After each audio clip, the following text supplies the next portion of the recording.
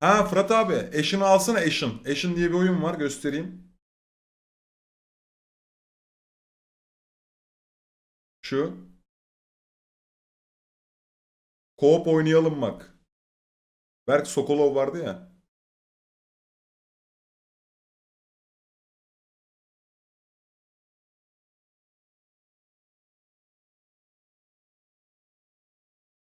Xbox'ın orijinal oyunu bu.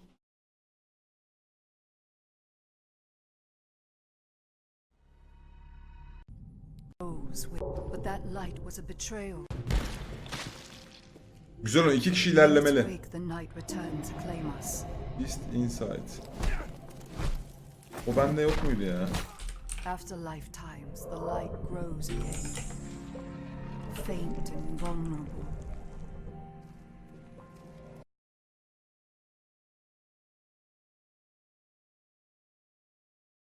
Karışık oy vermişler de Xbox'ın yeni oyunu değil zaten. Xbox'ın oyunuydu. Platforma geldi.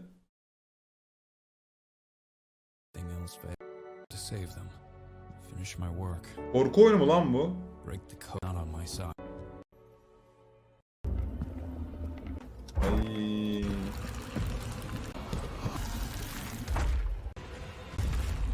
Lan bu oyun göt ister birazcık.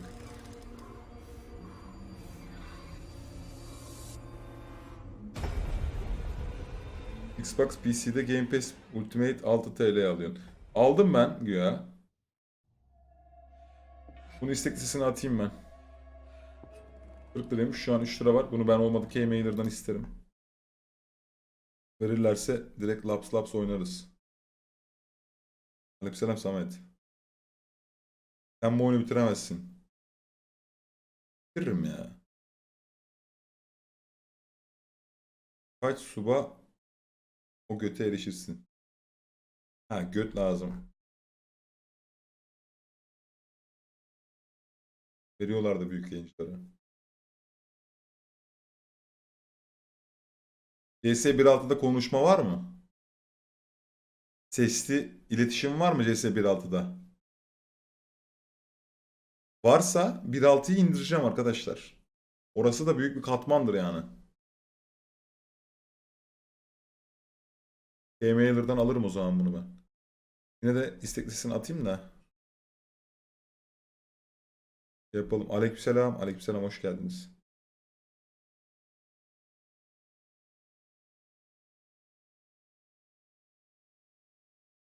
Ha, voice açık olan pro serverları var. Jailbreak var. Anladım.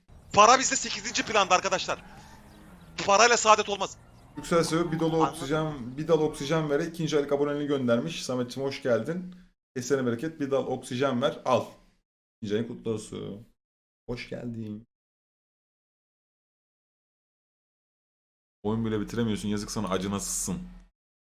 Herkes hakkımda böyle düşünüyordu. Ama o öyle bir oyun bitirmişti ki. Başka bir oyun bitirmesine gerek yoktu. Welcome to the game. Kanka bu sefer de omuz taktırdım bir tane. Yok yok, oyun güzel, sevdim oyunu. Ama şöyle söyleyeyim sana. Ee, Emily'yi mi bitirsem, ne yapsam? Emily'yi bitiririm şu an.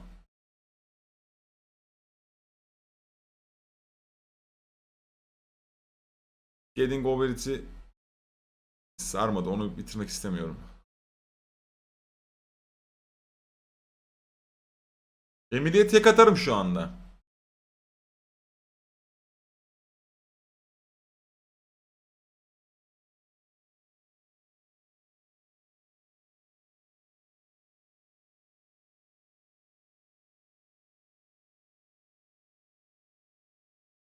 Seni tanıdığım günden beri hiçbir oyunu bitirdiğini görmedim daha.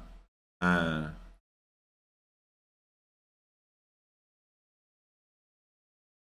...1337'ye o heyecan değil, o göt lazım. Yine kitlenmek istemiyorum 1337'ye, anladın mı? Şimdi bir kitleneceğim onu, amına koyayım, bir daha bırakamayacağız yani.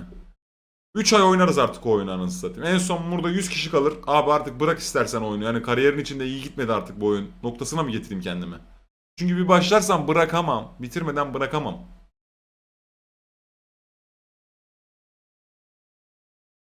O oyun öyle chill oynanacak bir oyun değil abi. O oyunu oynuyorsan böyle laps. oynayacaksın. Küçük bir güncelleme yapıyorum. Biraz drop girebilir. Bekle 2 dakika, çok güzel bir oyun vereceğim size.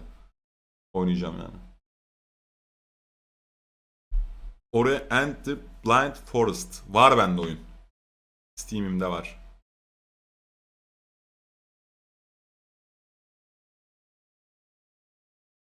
Sekiro yok ya. Bak chill chill kafeye oynayacağız şimdi bak. Çok güzel.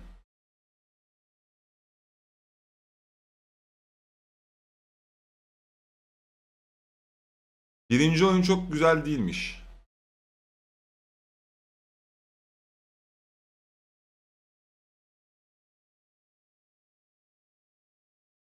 İnternet kafe oyunu değil bu. Başka. Market.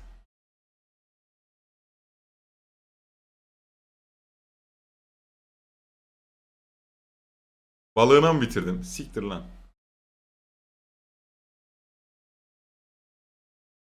Ne anketi ya? Anket ne ya?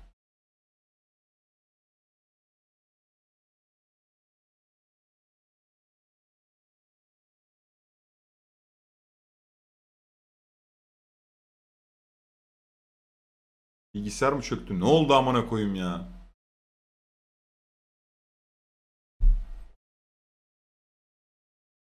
Ama oyunu daha görmediniz ki nasıl karar vereceksiniz?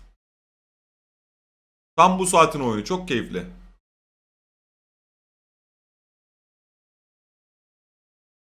Aleykümselam. Hep onu mu söyleyeceksin Casper? Murat Usta'nın oynadığı oyun ne lan? Şey mi? CK mı diyorsun? Crusader Kings.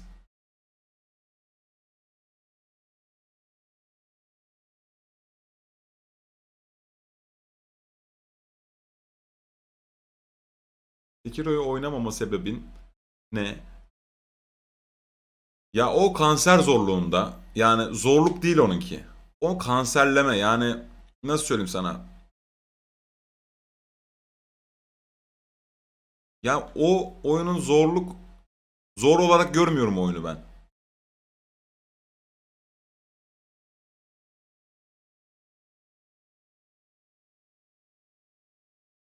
Egonia'ya baksana. Abi bir şey söyleyeceğim. Ben bu oyuna girdim ama oyun kapat verdi. Bir daha gireyim. Ha şimdi açılıyor.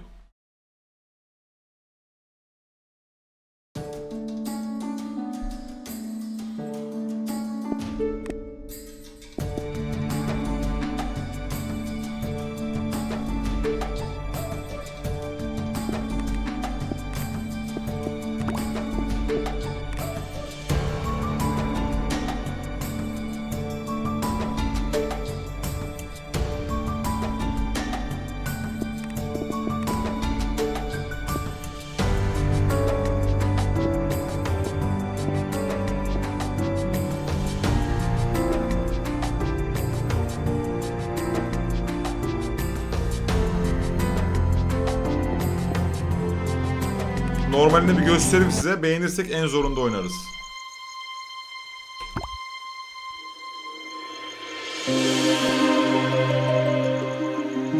Biraz sesini kısayım değil mi?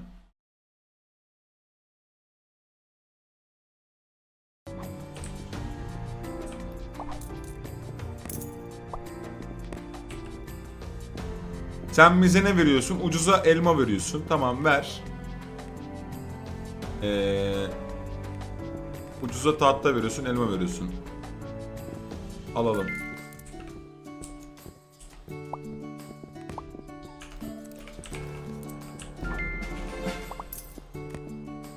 Burayı daha sonra büyüteceğiz.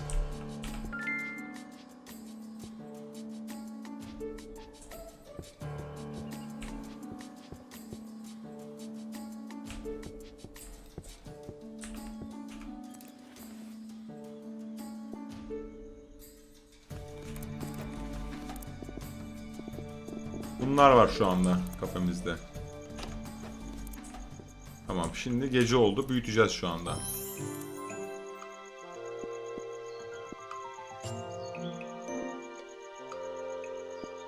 Dekorasyona yönelmeye gerek yok.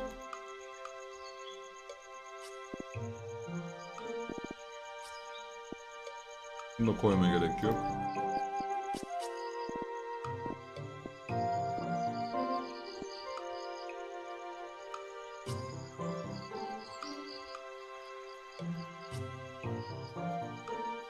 Zaten kilitli burada.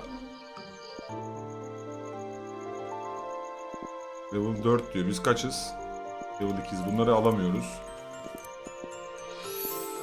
Palet almamız lazım storage için. Onu da alamıyoruz. Hay amına koyayım. Neyse bir gün daha böyle devam etsin o zaman.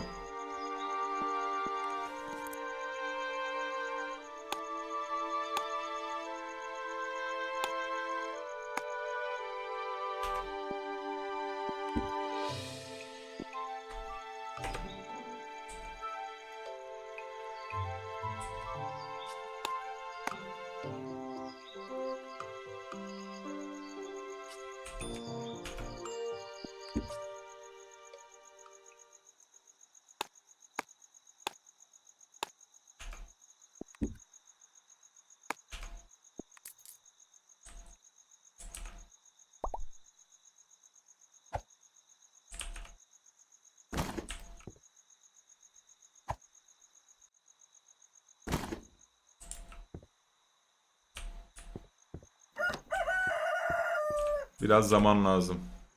Üst kat var mı? Hatırlamıyorum.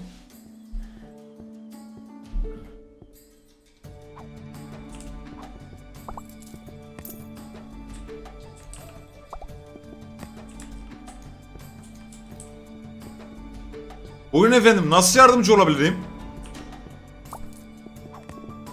Abicim iyi günler.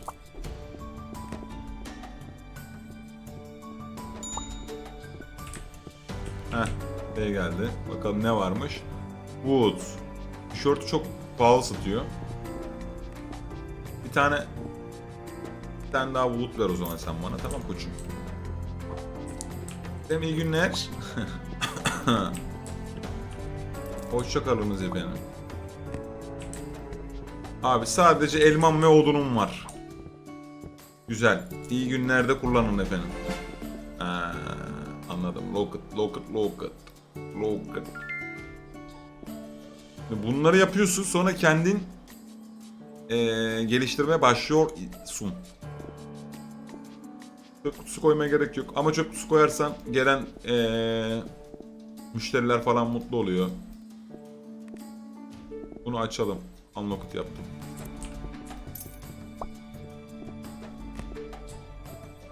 Ben en son bu oyunu oynadığımda bayağı büyütmüştüm. Bütün bak bu arkada gördüğünüz bütün alana kadar açabiliyorsun oyunu.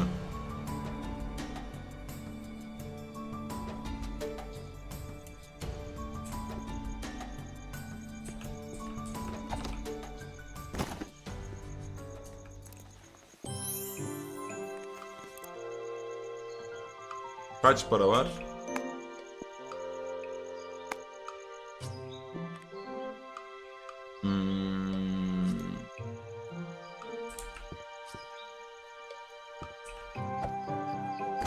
Burada kalsın.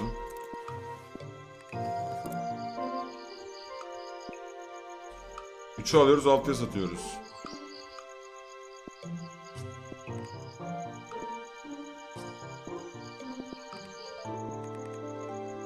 Bunun ayarını nereden değiştiriyorduk ya? Neyse siktir et onu. Unlocklayacak tablo için 4 level gerekiyor. Bir level sonra açacağız onu.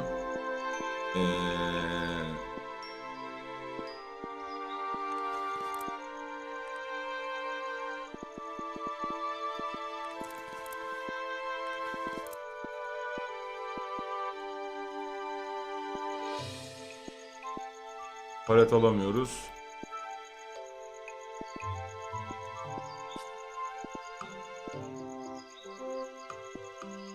Bir şey almıyorum. Dükkanı tekrar açıyorum.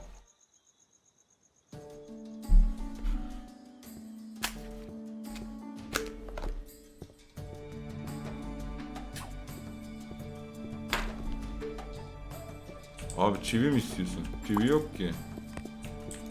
Abicim maalesef çivim kalmadı. Yok.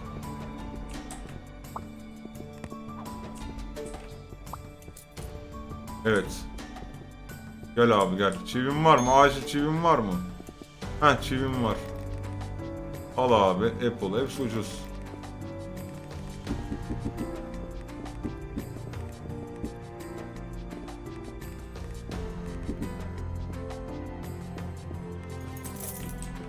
Gel. Al abi çivi.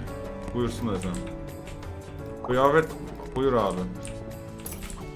Oraları yere atmayalım ama.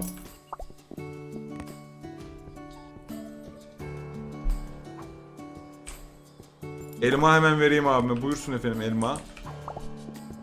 Şuradan çivi. Şuraya da elma koyalım. Odunumuz var. Elmamız var. Çivimiz var. Buyursunlar efendim. Kardeşler gıda.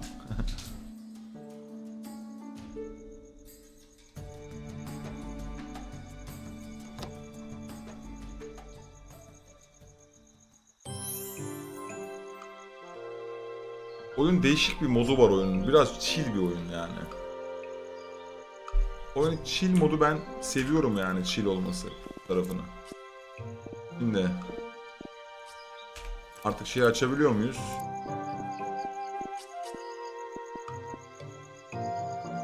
Dört level istiyor hala.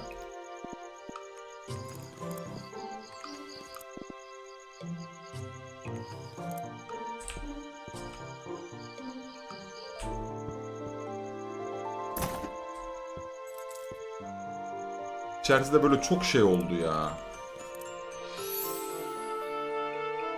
Böyle masa oldu, anladın mı içerisi? Çok şekilsiz oldu yani.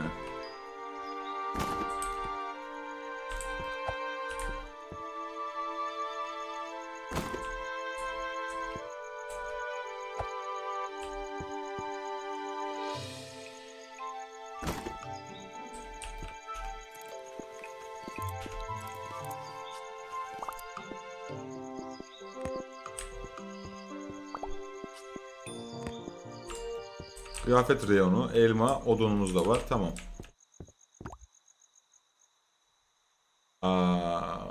Ücret, depo ücreti. Öde.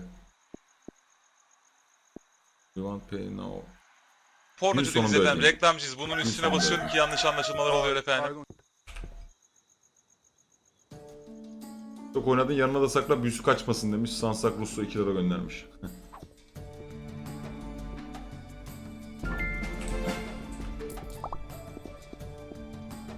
Burada ne vardı? Çivi vardı.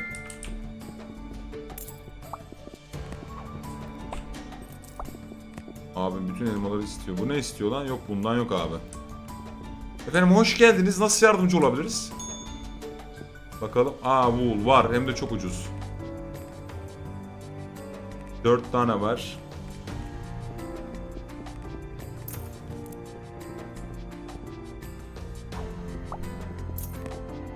Al abi. Odunu da aldın. Çok güzel. İyi günlerde kullanın efendim. Tekrar bekliyoruz. Amcacım hoş geldin. Elma. Kan yapar. Buyursun efendim. Biraz daha mı elma? Elma yok. Bitti amına koyayım. Elma yok. Hadi siktir git. Elma yok. Biraz para kazanması lazım. Abicim dükkanı kapatıyorum. Hadi yok amına koyayım. Hadi ya. Allah Allah. Bir saniye.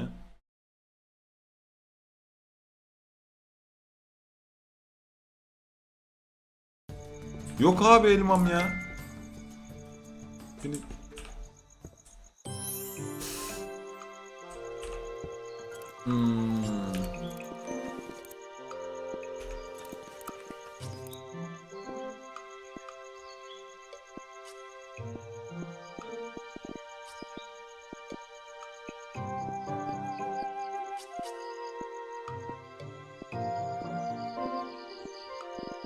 Bir tane storage yapmam lazım. Pornocu değiliz efendim. Reklamcıyız. Bunun üstüne basıyorum ki yanlış anlaşılmalar oluyor efendim. Ben yanlış girdim oyuna ya.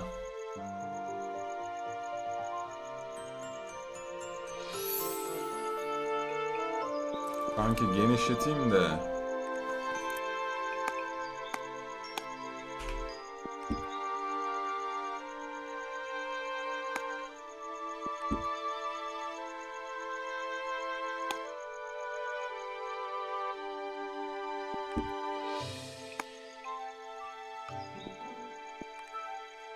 Genişletemiyorum, param yok. Ben bu oyuna yanlış girdim.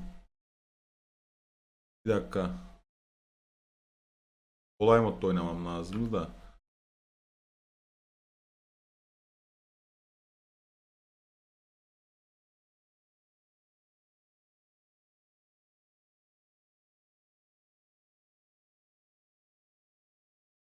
Kafi mi?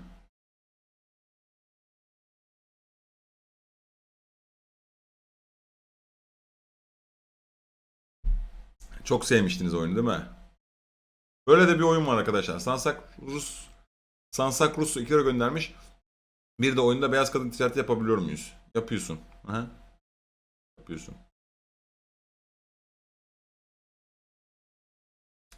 Bir oyunda ya ben bu jump oynamak istiyorum ama bilgisayar kasıyor ya. Ne oldu lan Halit?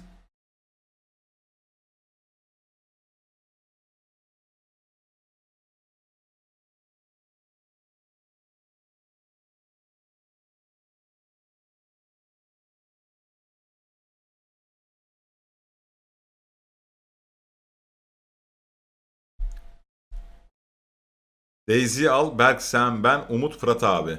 Daisy. Ha. Diyorsun. Daisy diyorsun ha? Ha.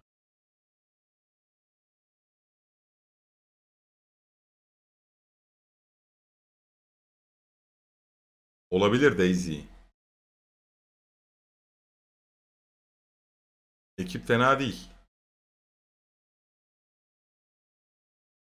Mete ne attın lan oraya? Alican da mı var? Alican varsa ben almayayım ya. Yok Alican. Aa. Alican varsa. Halit sen nerelerdesin lan kaç gündür? İplis. Yani iyi geceler. Kankacım format attım.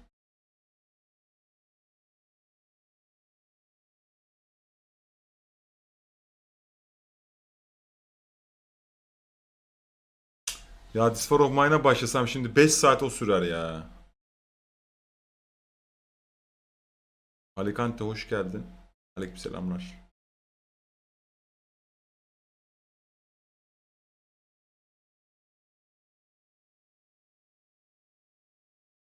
Beş saat sürer diye hiç oynayamadık. Doğru söylüyor. O da haklı. O da mantıklı.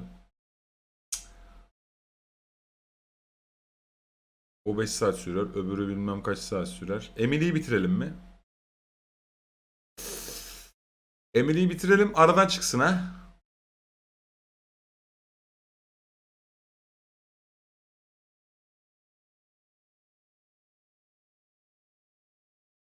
Oğlum Emily de şurada 3 saat bir şey kaldı ya. 3 saat bir şey kaldı yani. Bir şey kalmadı ki yani, anladın mı? Laps diye bitecek yani. 3 saat daha dayanacağız. Bitti. Gel hadi Emily'yi bitirelim. Gel. Çağrı yönetimin kendisiyim.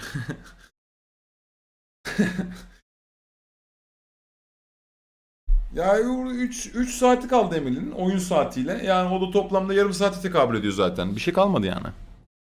2 kere falan yansak çok zor yanmamız. Gel.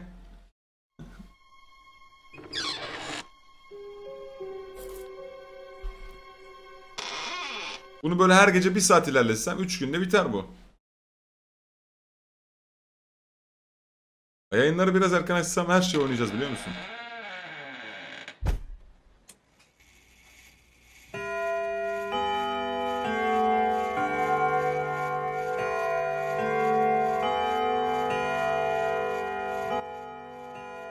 Duyuyorsun.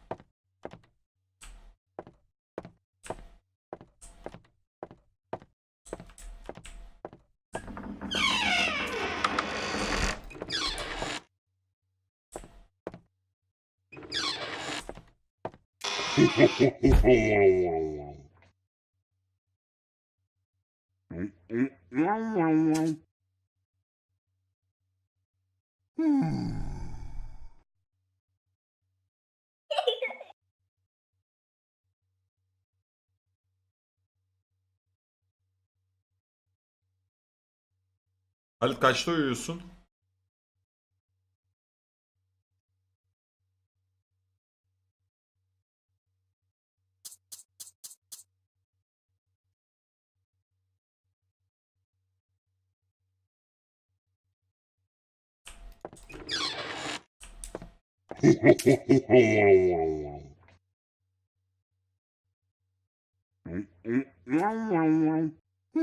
Kapılarda kalmayacağım.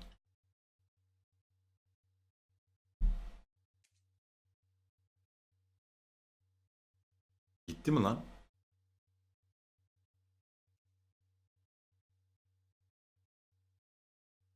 Hava yine lan.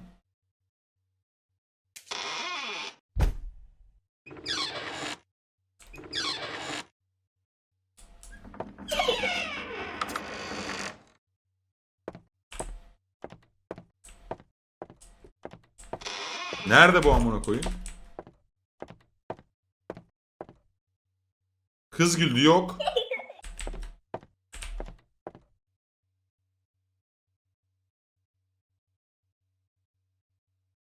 Abi evde zaman geçiriyoruz. Oyunun olayı o.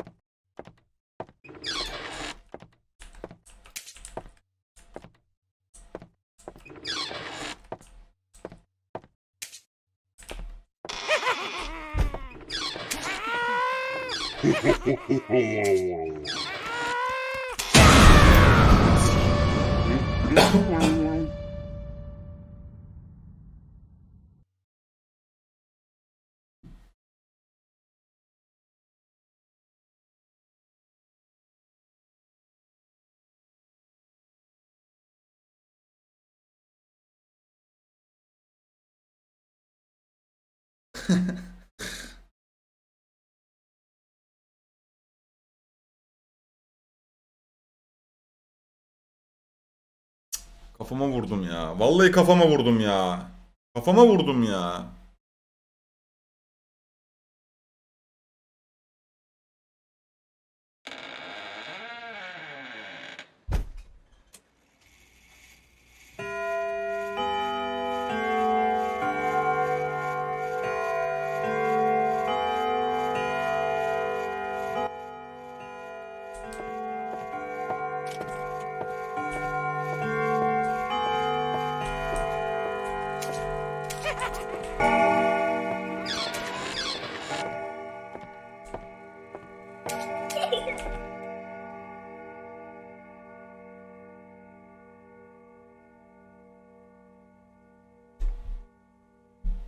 Abi aynı anda gelmeseler sıkıntı yok zaten.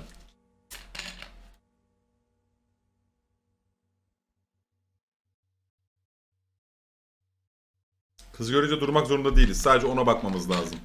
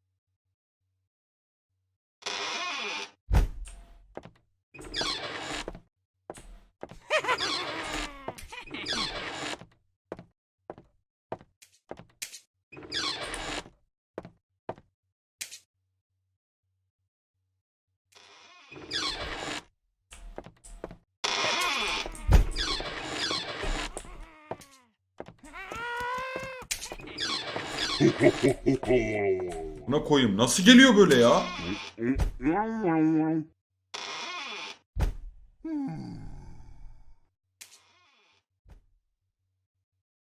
Evde bir şey aramıyoruz abi. Zaman geçirmeye çalışıyoruz.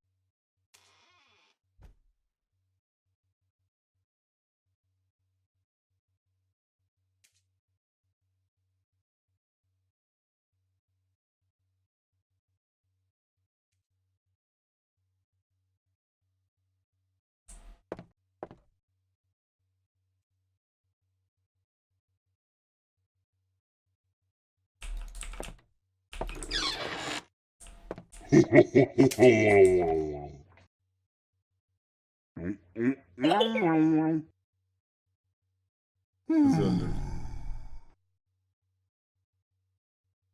Son anda.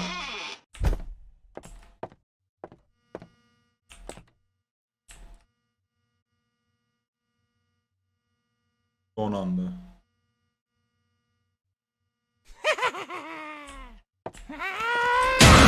Sikimsin ya. Nasıl kaçacağım abi? Nasıl kaçabilirim ki ya? Ya sikerim lan. Korum abi böyle oyunu.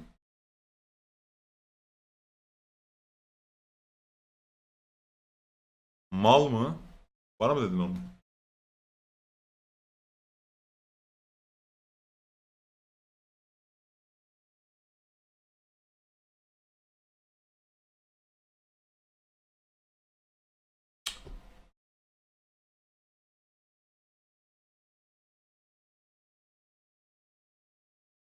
Hayır, bir saat daha şey yapabilseydim, bir saat daha götürebilseydim çok güzel olacaktı. Yani bir saat her gece bir saat daha koyardık. Ee, oynadığımız oyunlara baksana yani. Bu oyunları bitmesi kolay mı bu oyunların? Bugün oyun bitirme günü herhalde. 3 oyun yarım saatte bitti.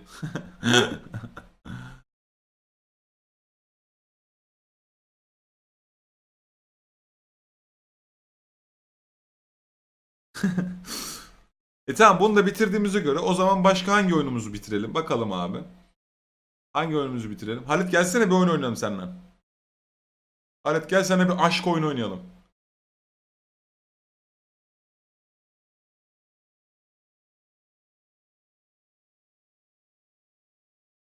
Seni gidi fındık kıran, yılanı deliğinden çıkaran, kaderin püskülü veren, ne kadar tam o da yavrum. DC'den oyun önerisine bakalım. Kucağına düştüm yavrum, sıcağına düştüm yavrum, elama. Geldi. Karaktersiz geldi. Bir dakika, oyun önerisi odasına bakıyorum. Oyun önerisi odası. Oyun önerisi odası. Nerede lan bu oyun önerisi odası? Ha, oyun önerim var. Evet. Last Year. At yarışı oyunu. Starter Orders. Seven Horse Racing. Yes, they're running.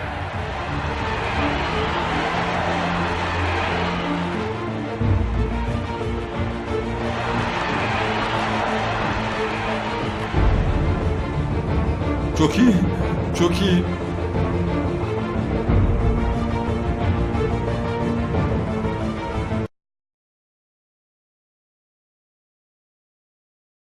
Bir dakika.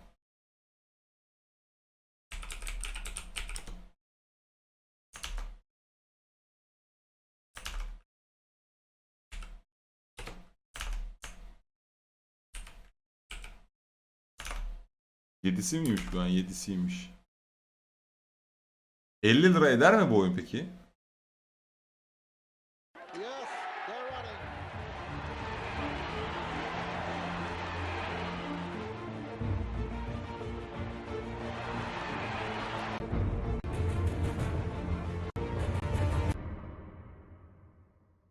Etmez abi, net etmez yani. 50 liralık bir oyun gibi durmuyor ama çok olumlu falan demişler yani. Sonra bir atı besliyorsun, büyütüyorsun. Çağrı, bu oyunu kesinlikle ama kesinlikle oynamalısın. Tam troll oyunudur. Oyunun zaten Türkçe yaması var. Hatta Türkçe seslendirmesi bile. Muhakkak incele. Eğer sevmezsen beni süresiz banlayabilirsin. O kadar diyorum. Daha önce neden oynamadım diyeceksin. Oyunun birçok sonu var ayrıca. Türkçe seslendirmesi. Allah Allah, bu kadar iddialı mı yani bu oyun? Bakalım.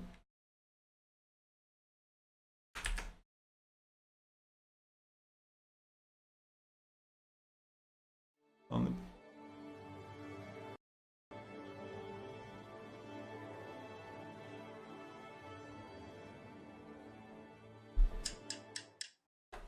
This is the story of a man named Stanley. Stanley worked for a company in a big building where he was employee number 427. Employee number 427's job was simple. He sat at his desk in room 427 and he pushed buttons on a keyboard. Orders came to him through a monitor on his desk, telling him what buttons to push, how long to push them, and in what order. This is what employee 427 did every day of every month of every year. And although others might have considered it soul-rending, Stanley relished every moment that the orders came in, as though he had been made exactly for this job. And Stanley was... Bu nasıl oyunmuş ya?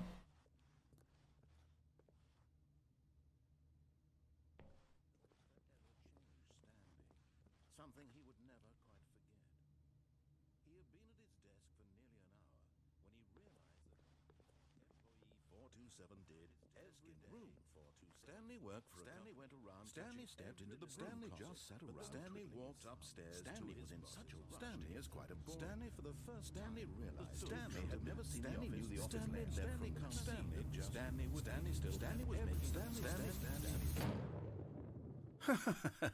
Oh, come now. You don't want it to end already, do you? Why don't we begin again?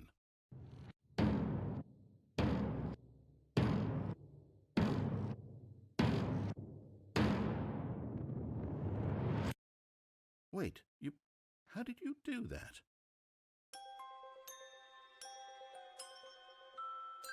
Çok olumlu. Demosuna bakalım. Beğenirsek alalım. Ne diyorsunuz? 3 dakika. Hemen bakalım abi demosuna. Demosuna bir bakalım. Değil mi? Mantıklı.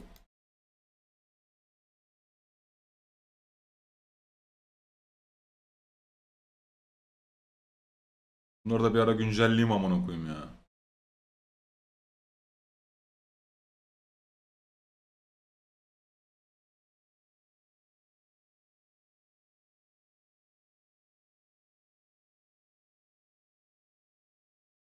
Yo, demosuna bakalım, oynayalım az bir şey, bakarız yani. Sınırları aşan çare olarak tam sana göre bir oyun.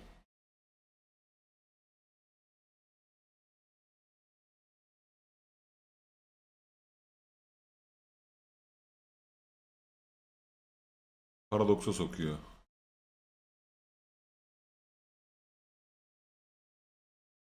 Bakacağız abi. 25 saniye sonra demosuna başlatacağız. Net değil abi. Net.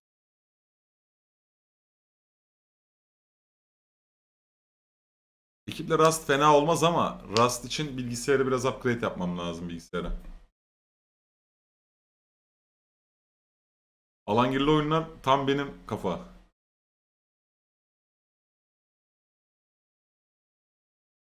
R7 oynayacağım diyorum, R7'yi. Onun sözünü verdim. R2 mi R7 mi ama onu netle sen. Anasının nikahı be kardeşim. Nereye gitti? Ne oldu amına koyayım ya? Ekran çözünürlüğünü bozdu oyun.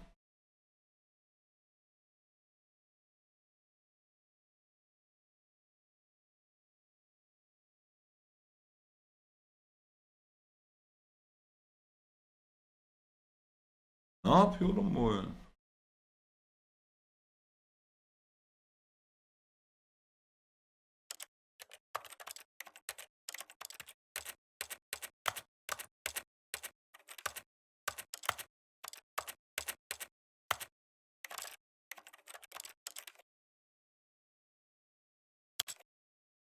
İki değil mi? Ve 2 yani.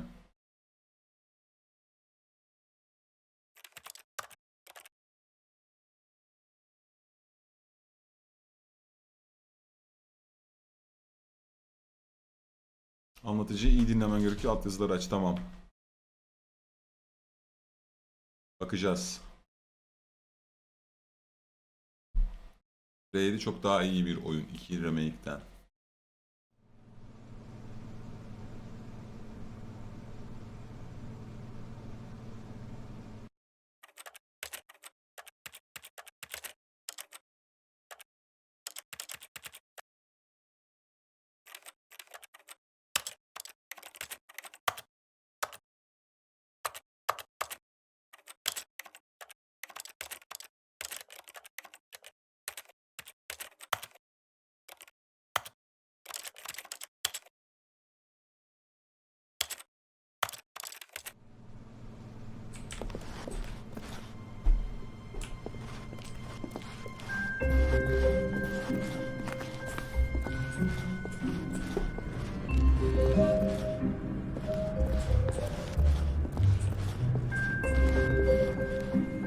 Welcome to the Stanley Parable demonstration.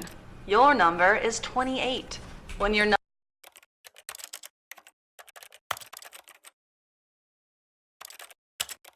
number is displayed, please enter the demonstration room.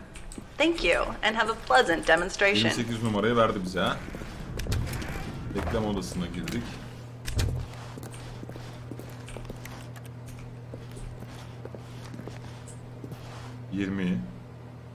Bekleyeceğiz bence burada.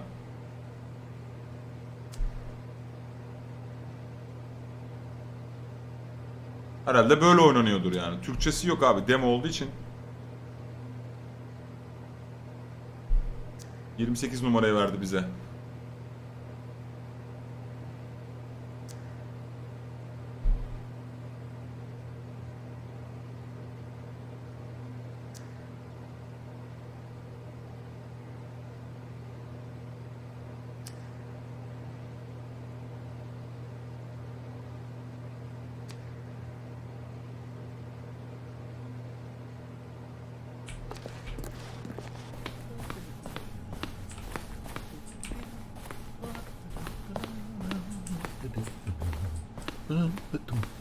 Oh, hello, hello, hello. Welcome to the Stanley Parable live demonstration. It will be my pleasure to guide you through this sneak peek at what to expect in the Stanley Parable. A tease, just enough to leave you hungry for more. How exciting. Can't you just feel that nervous tension? The looming uncertainty? Why don't we drink in the anticipation for a moment, just for 20 minutes or so? Please, for just 20 minutes, don't move or act in any way. Simply remain motionless and let the thrill of demoing the Stanley Parable wash over you.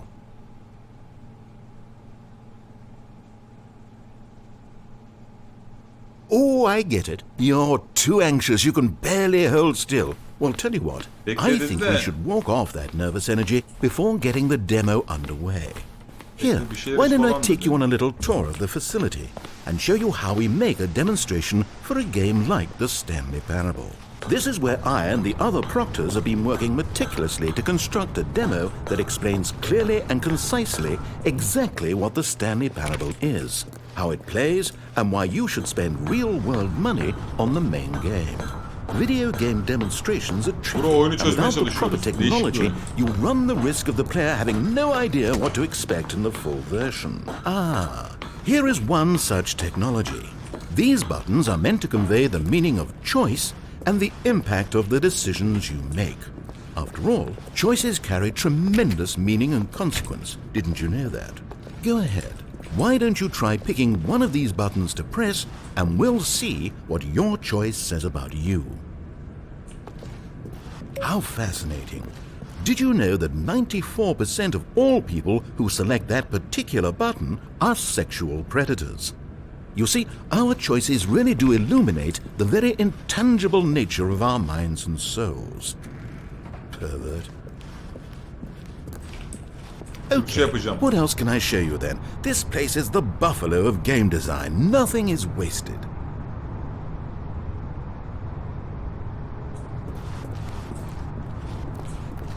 This device tells you whether or not you're inside a video game demonstration. Somewhere, one of the most important parts of administering any demonstration is pumping up your ego and appealing to Oyunu anlayamadım insecurities şu anda. about your sense of self-worth. That's why we use this room to develop cheap compliments to shower on the player during the demo. Go ahead and press that button Oyunu to see kapat, some al of the oyunu, superficial seversin. flattery we've been cooking up. My heavens, I've never met someone who can consume as Direkt much Türkçe mi uranium geçelim? in a Tamam. single... Tamam, beğendim demoyu. Türkçesini alalım direkt.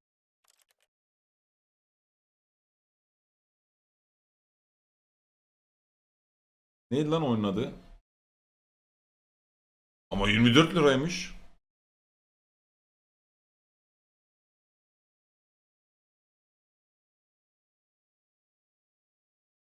Kanka bak, oyun öneren arkadaş demiş ki bu oyunu kesinlikle ama kesinlikle oynamalısın demiş, yani anladın mı? Bak, bu kadar iddialı oyuna dediğiniz oyun varsa ben oyunu oynarım. Niye? Çünkü beğenmezsen banlarsın falan demiş yani. Anlatabiliyor muyum?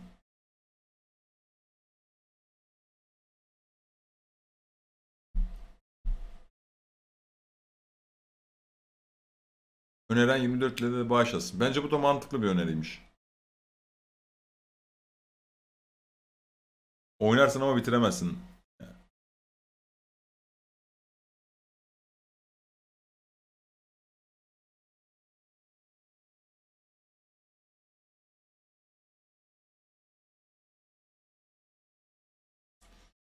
...4 TL attın, oradan düşeyim. Tamam. Bir saniye abi. Oyun fena değil. Türkçe seslendirmeyle falan güzel oynanabilecek bir oyun bence. Hem hikayeyi herkes daha iyi anlar yani. Konuyu ne yapmamız gerektiğini falan çözeriz yani. Hadi Zula mı? Nah bitirirsin mi?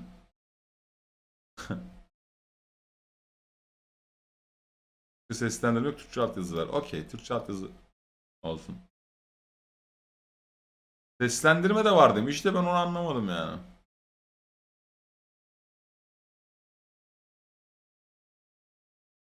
Ben bu oyunu gerçekten yok ederim ya, bence.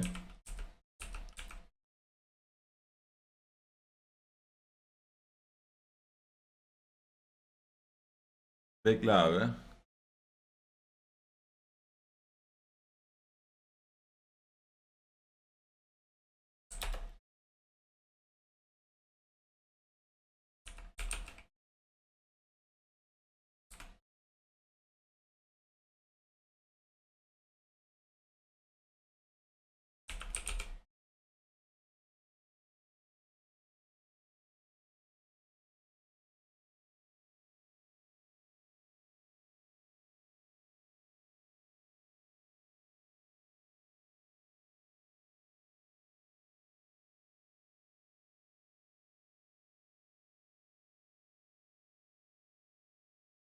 Tek gözüküyor ama bitirmen olası değil. Ya bu kadar mı iddialı bir oyun yani? Bu denli bir oyun mu? Welcome to Game'den daha mı zor bitirmem? Bana sadece onu söyleyin. Zor veya kolay deyin. Welcome to the Game 2'ye göre daha mı zor, daha mı kolay?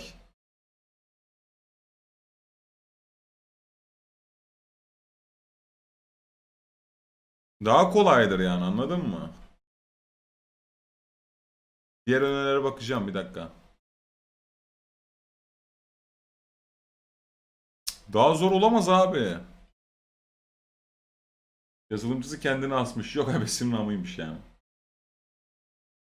Zor bir oyun değil ama normal bir oyun değil. Okey. Bunu okey.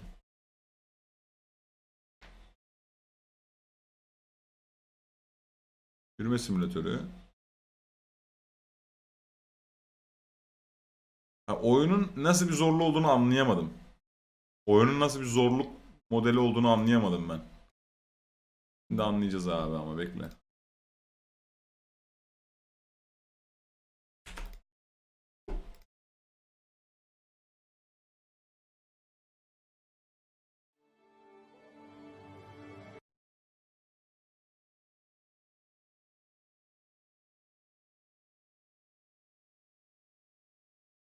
Okan eyvallah.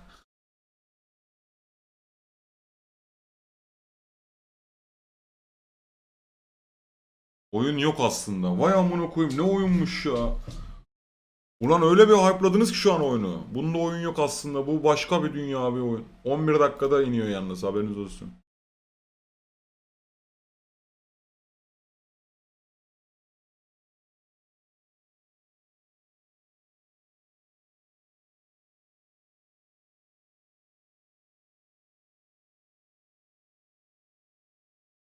Şimdi 2 dakikada bu 6-7'lere çıkar. Bu da 1 dakikada iner. 1 dakika idare edeceğiz.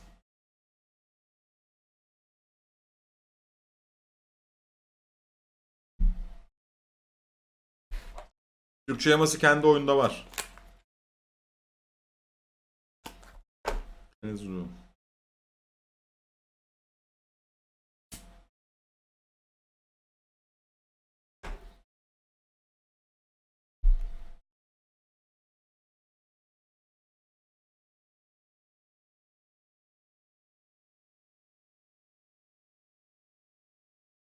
İki dakikası kalmış. 2 dakika. İnternetim kaça kaç? 100 megabit paketindeyim ama 100 alamıyorum. 70, 80, 90 değişiyor. Bazen 50'ye düşüyor. Bazen 80'e çıkıyor.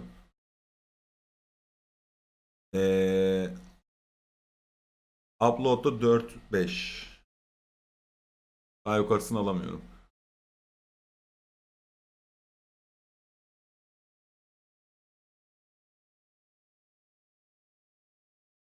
Yo, bitireceğim ne değil. Çok fazla övüldü oyun. Onu merak ettim yani hani.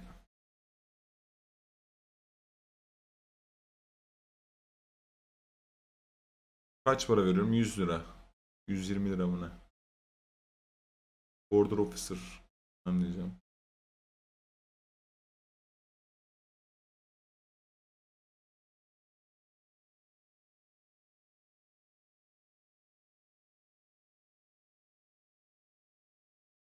Oyunu bitireceğim diye rushlama, sal kendini, o seni mutlu etmeyi biliyor. Nasıl bilir oğlum ya? Muhammed. Var var kavga. Her sabah enerji kavgası yaparız.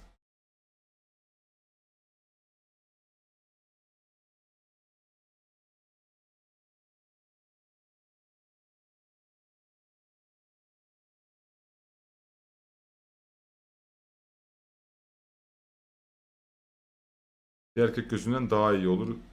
Sence bir kızda ne ararsın? Kızda ne ararım? Niye arayayım ki?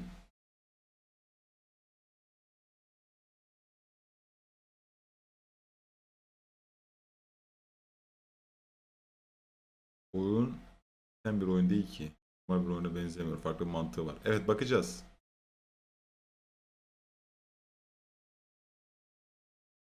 Oyun indi.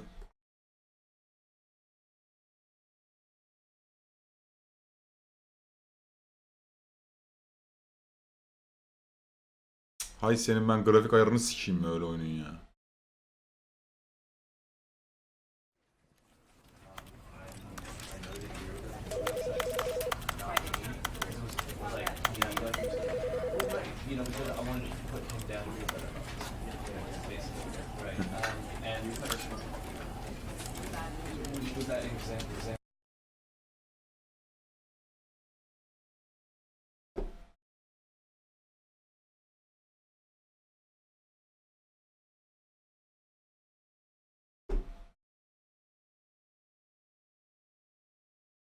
Oyun troll bir oyun. Onu anladım.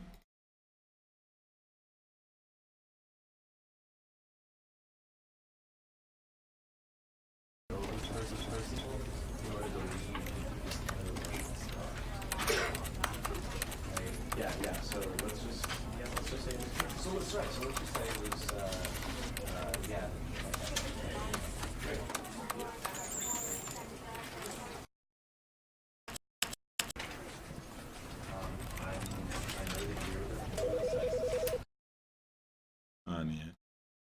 Diğer ekranın çözünürlüğünü bozuyor ama onu. Oyuna başladık.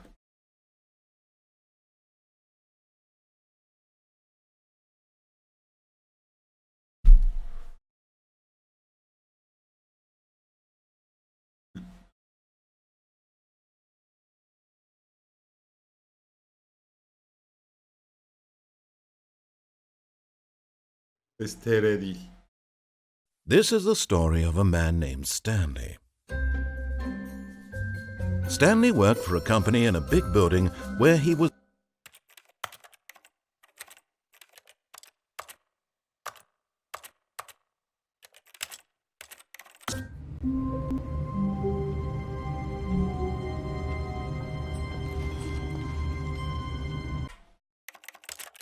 Son bir ayar daha.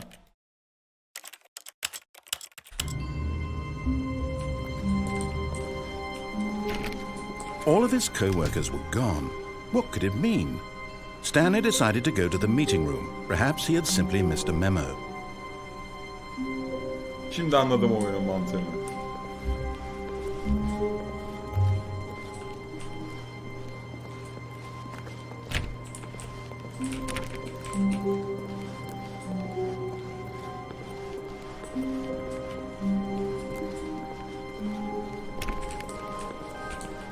When Stanley came to a set of 2 open doors, he entered the door on his left. Soldaki kapıdan girdi diyor. Niye baştan açayım ya?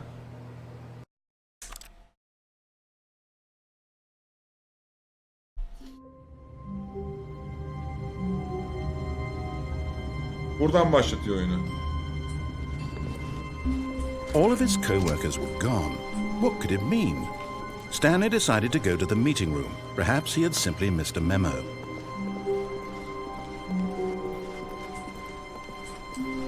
When Stanley came to a set of 2 open doors, he entered the door on his left. Soldaki kapıdan girdi. Tamam.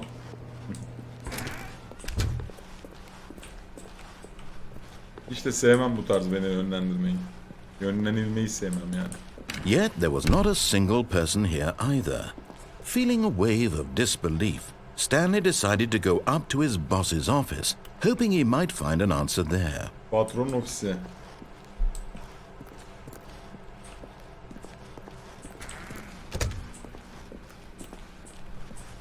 Coming to a staircase, Stanley walked upstairs to his boss's office. Yukarı çıkan merdivenlere yöneldi. Tamam.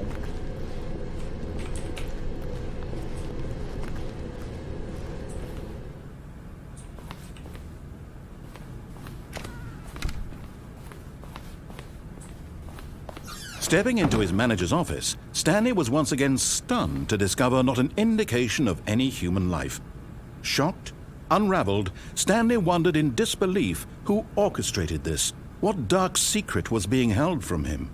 What he could not have known was that the keypad behind the boss's desk guarded the terrible truth that his boss had been keeping from him. And so the boss had assigned it an extra secret PIN number, 2845. But of course, Stanley couldn't possibly have known this.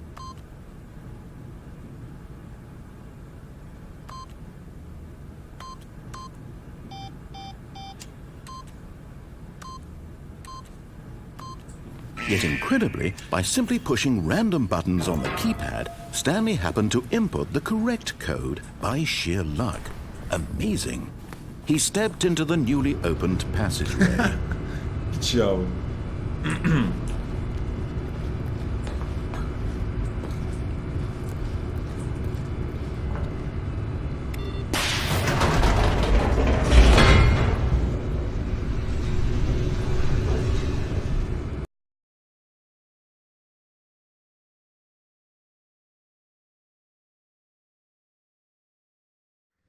Descending deeper into the building, Stanley realized he felt a bit peculiar.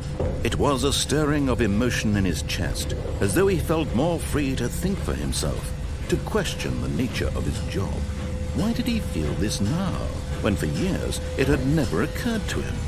This question would not go unanswered for long. Sorgulayabilirdi falan diyor.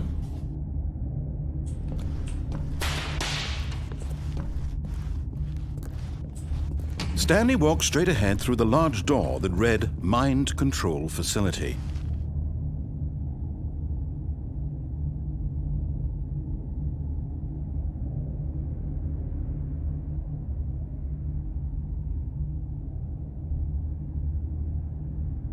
Sorguluyorum amına koyayım ya. Baş kaldırıyorum ya. Although this passageway had the word escape written on it, The truth was that at the end of this hall, Stanley would meet his violent death.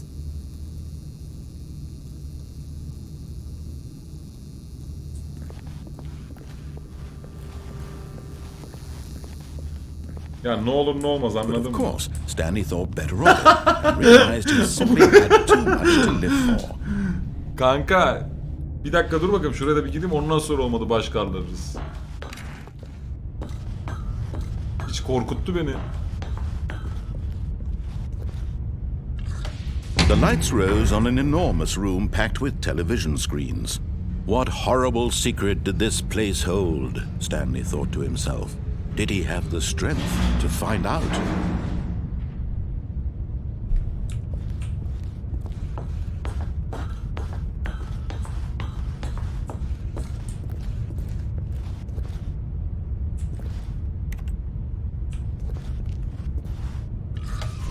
Now the monitors jumped to life, their true nature revealed.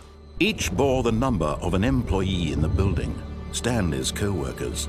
The lives of so many individuals reduced to images on a screen, and Stanley, one of them, eternally monitored in this place where freedom meant nothing. İzlenmekteyiz ha.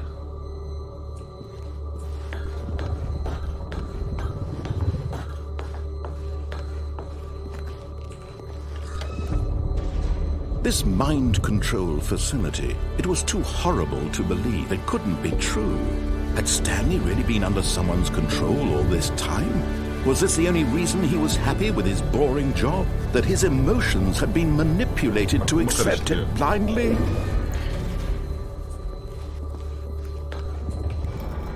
No, he refused to believe it. He couldn't accept it. His own life in someone else's control? Never! It was unthinkable, wasn't it? Was it even possible? Had he truly spent his entire life utterly blind to the world? But here was the proof. The heart of the operation. Controls labeled with emotions. Happy or sad or content. Walking, eating, working. All of it monitored and commanded from this very place. And as the cold reality of his past began to sink in, Stanley decided that this machinery would never again exert its terrible power over another human life. For he would dismantle the controls once and Evet for yok edeceğim all. parçalayacağım makineyi.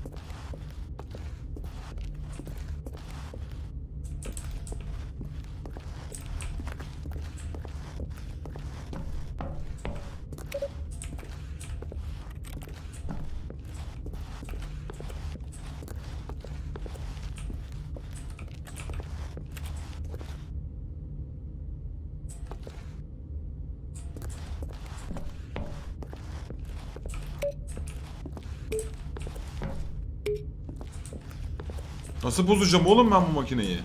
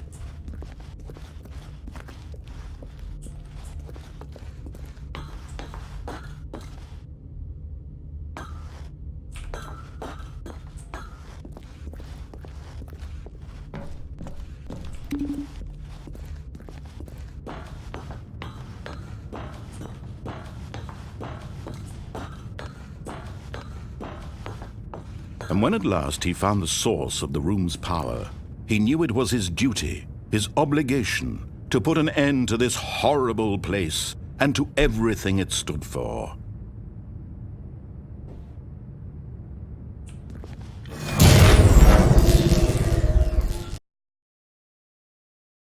Ne oldu?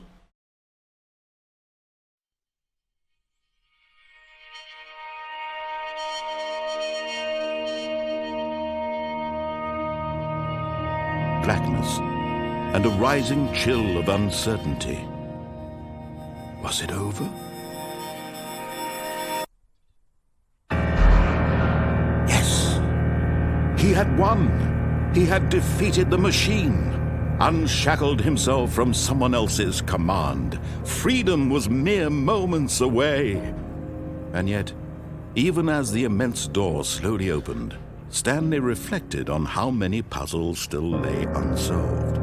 Where had his co-workers gone? How had he been freed from the machine's grasp? What other mysteries did this strange building hold? But as sunlight streamed into the chamber, he realized none of this mattered to him. For it was not knowledge or even power that he had been seeking, but happiness. Perhaps his goal had not been to understand, but to let go. No longer would anyone tell him where to go, what to do, or how to feel. Whatever life he lives, it will be his. And that was all he needed to know. It was perhaps the only thing worth knowing. Stanley stepped through the open door.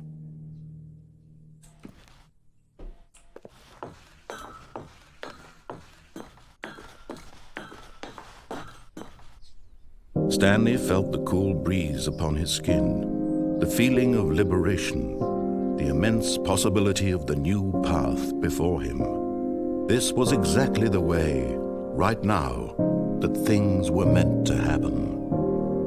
And Stanley was happy. Hem öyle diyor hem kendisi mutluydu diyor.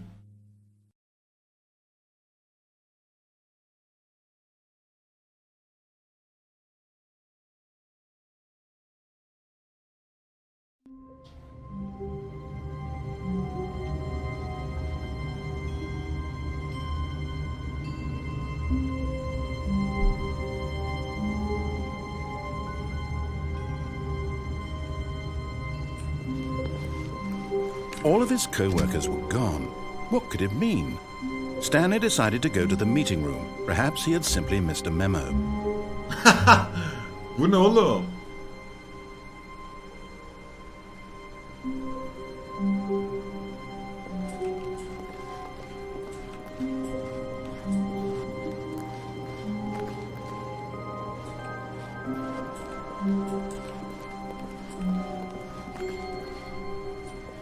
When Stanley came to a set of 2 open doors, he entered the door on his left.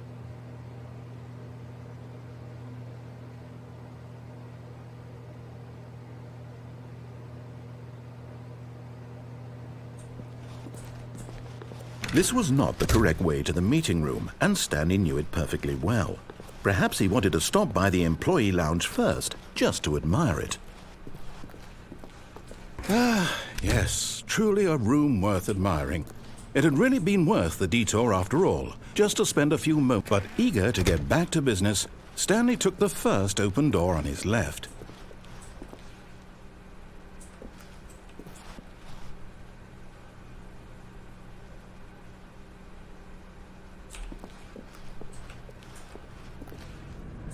Stanley was so bad at following directions, it's incredible he wasn't fired years ago.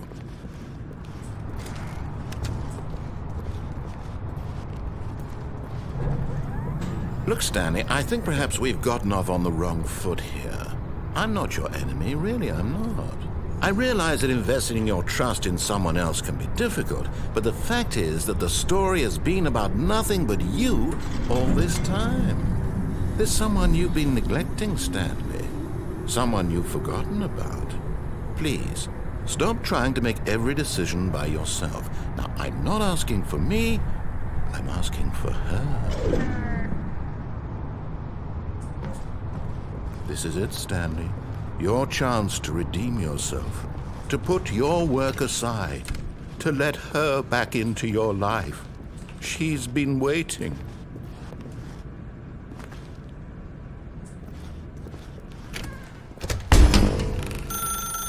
That's her, Stanley. You need to be the one to do this, to reach out to her. If you can truly place your faith in another, then pick up the phone.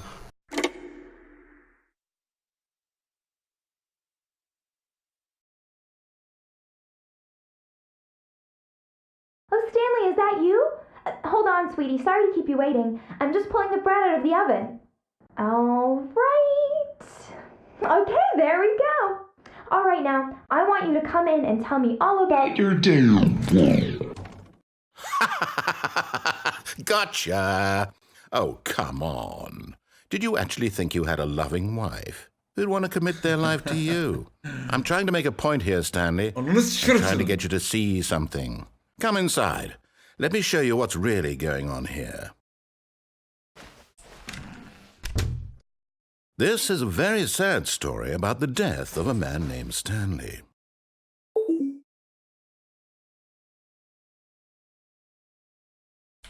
Stanley is quite a boring fellow. He has a job that demands nothing of him, and every button that he pushes is a reminder of the inconsequential nature of his existence. Look at him there, pushing buttons, doing exactly what he's told to do. Now he's pushing a button. Now he's eating lunch. Now he's going home. Now he's coming back to work. One might even feel sorry for him, except that he's chosen this life.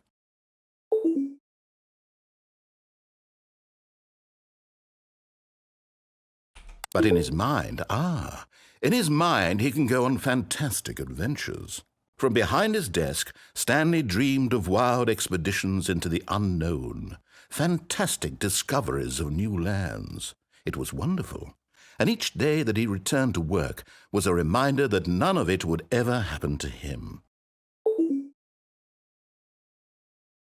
And so he began to fantasize about his own job. First, he imagined that one day while at work, he stepped up from his desk to realize that all of his co-workers, his boss, everyone in the building had suddenly vanished off the face of the earth. The thought excited him terribly. So he went further. He imagined that he came to two open doors and that he could go through either. At last, choice. It barely even mattered what lay behind each door. The mere thought that his decisions would mean something was almost too wonderful to behold. As he wandered through this fantasy world, he began to fill it with many possible paths and destinations.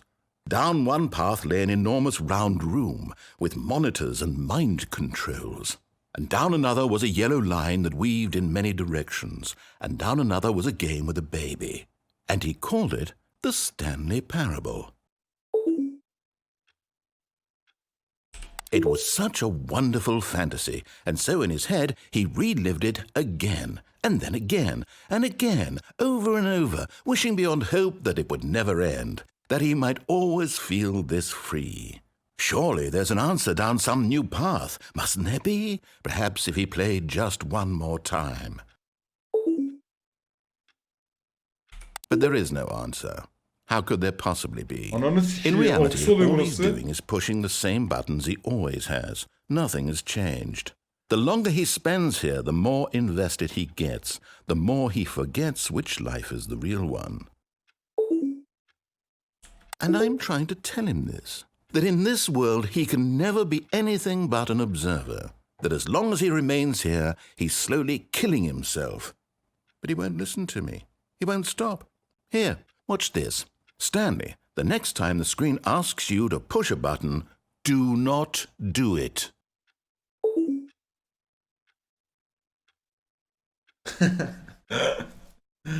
Beynimi yedi orospu çocuğu. Basmıyorum ama.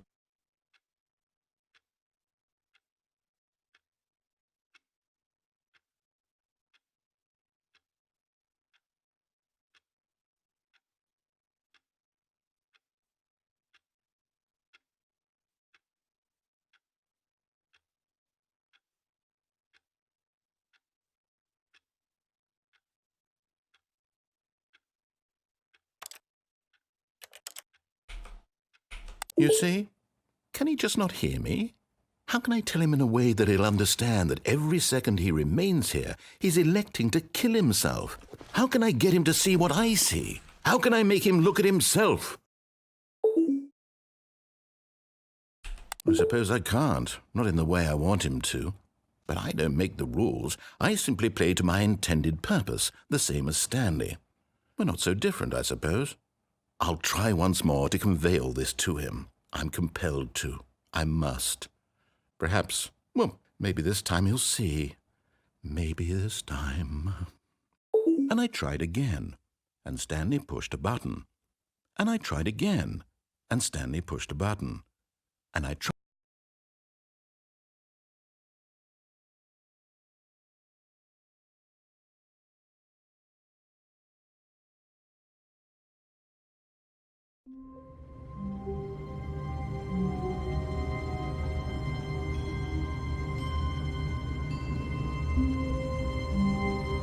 Oğlum bu ne şimdi yani onu anlayamadım ben. Neyin kafasını yaşıyorlar yani?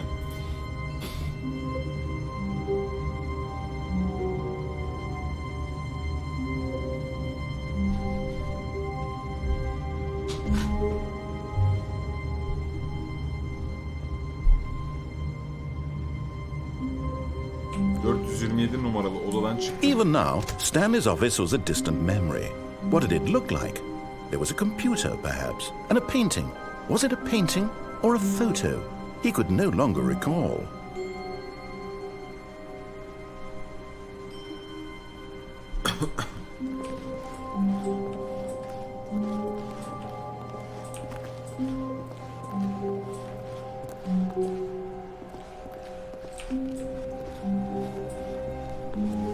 When Stanley came to a set of 2 open doors, he entered the door on his left.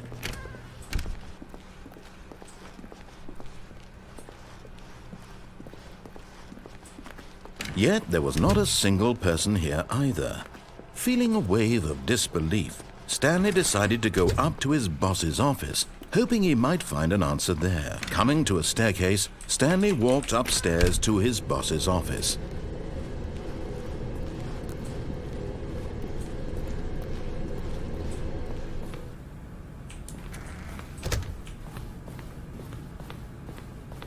Stepping into his manager's office, Stanley was once again stunned to discover not an indication of any human life.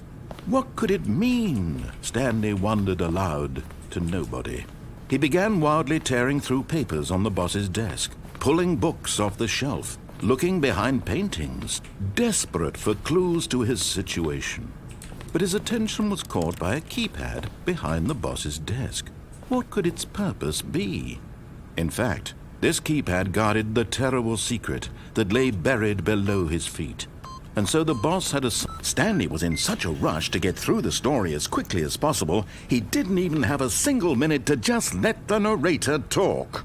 That kind of anxiety isn't healthy, so he relaxed for a few moments with some calming New Age music. Siktir git ya. Bunu beklemiyordum. Tamam, özür dilerim. Feeling soothed and rejuvenated, Stanley calmly walked forward into the opened passageway. Anlatıcının sözünün bitmesini bile beklemiyordu diyor.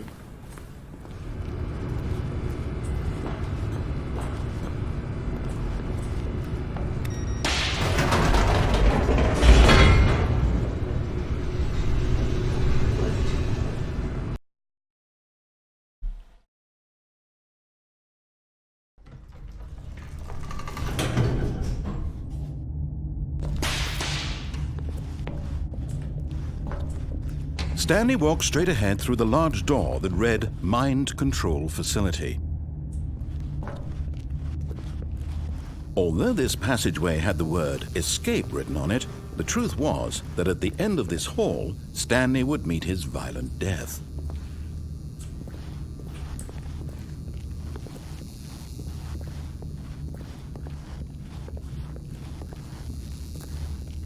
The door behind him was not shut. Stanley still had every opportunity to turn around and get back on track.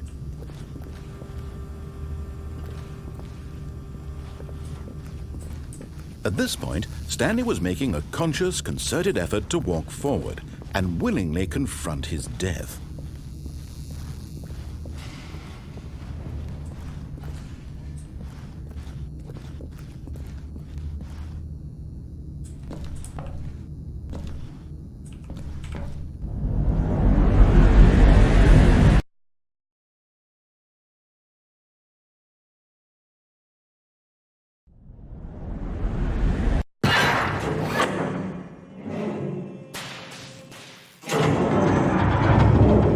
As the machine whirred into motion and Stanley was inched closer and closer to his demise, he reflected that his life had been of no consequence whatsoever. Stanley can't see the bigger picture. He doesn't know the real story, trapped forever in his narrow vision of what this world is. Perhaps his death was of no great loss, like plucking the eyeballs from a blind man. So he resigned and willingly accepted this violent end to his brief and shallow life. Farewell, Stanley.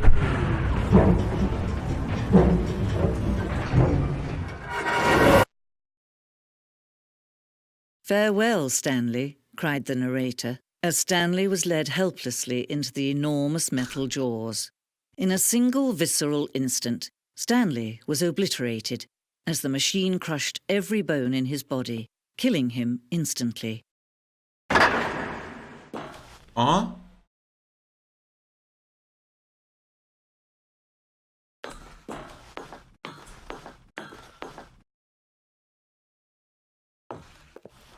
And yet it would be just a few minutes before Stanley would restart the game, back in his office, as alive as ever.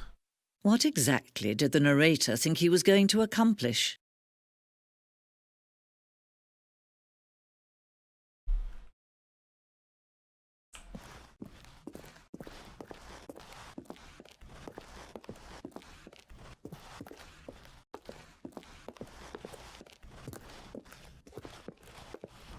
When every path you can walk has been created for you long in advance, death becomes meaningless, making life the same.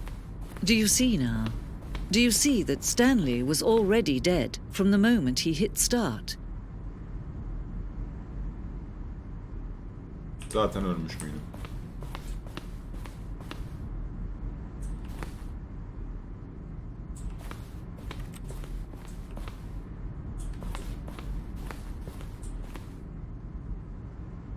Oha.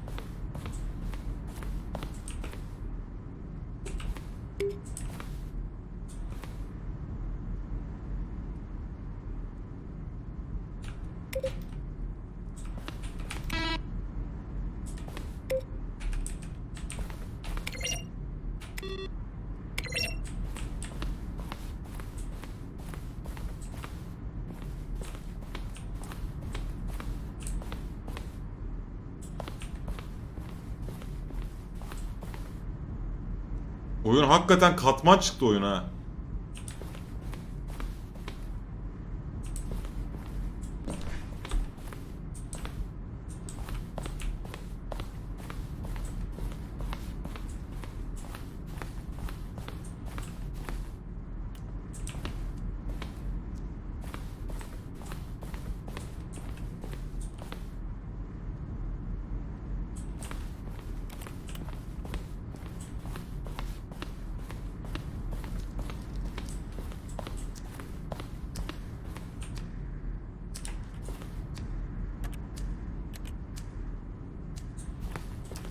Bu ne ya? Geri sayıyor.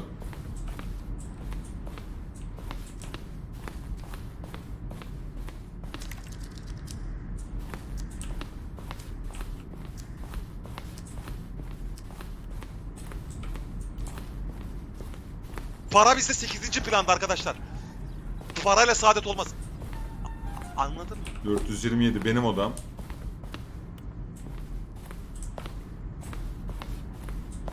Hepsi 427. Mete 53 Halit Çakma 7. aylık abonenin gönderiyor. Mete kesene bereket. Halit İbnesi yine bir abonelik hediyesiyle daha 7. aylık diyor. Mete kesene bereket bro.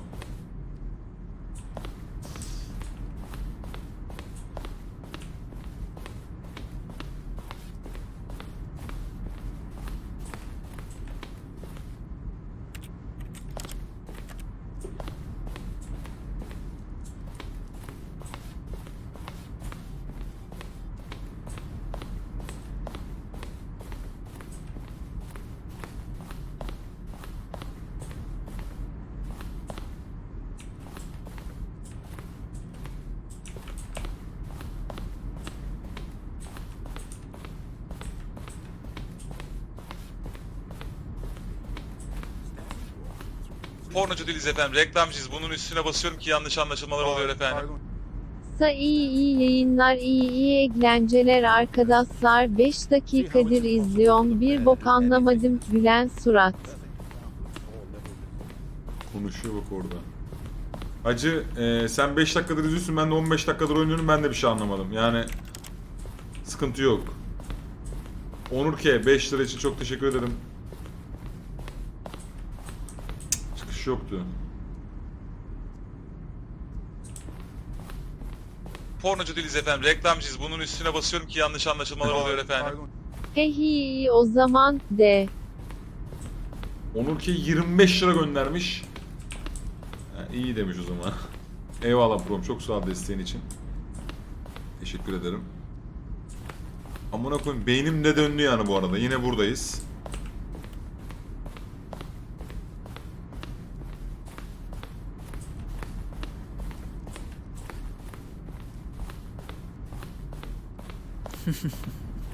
Oh, look at these two. How they wish to destroy one another. How they wish to control one another. How they both wish to be free. Pornocu değiliz efendim. Reklamcıyız. Bunun üstüne basıyorum ki yanlış anlaşılmalar oluyor efendim. Demin adamlar Stanley menli bir şeyler diyordu. Bagisçi konuşsun, kok sessiz oldu de. Onur K 15 lira daha göndermiş. Onur K'ye çok teşekkür ediyorum. Devam ki. Ben anlayamadım oğlum, ne oluyor şu anda?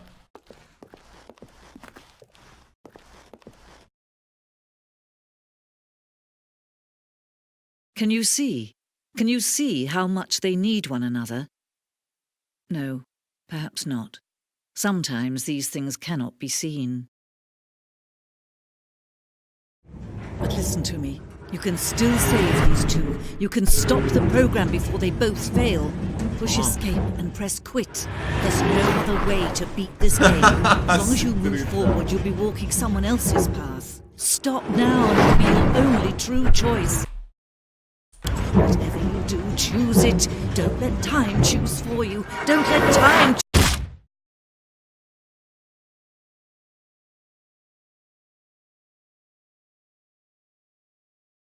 Pornocu değiliz efendim. Reklamcıyız. Bunun üstüne basıyorum ki yanlış anlaşılmalar oluyor efendim. GG. Allah çarpsın, anlamadım. Onur 12 TL daha atmış. Çok teşekkür ederim brom. Çok sağ ol.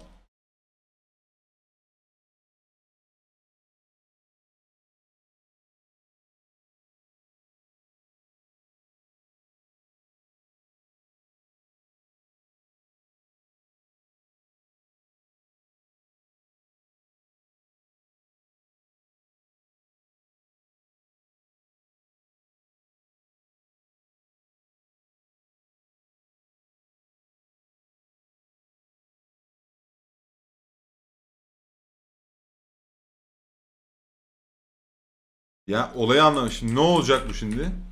Pornocu değiliz efendim. Reklamcıyız. Bunun üstüne basıyorum ki Devam yanlış et. anlaşılmalar oluyor efendim.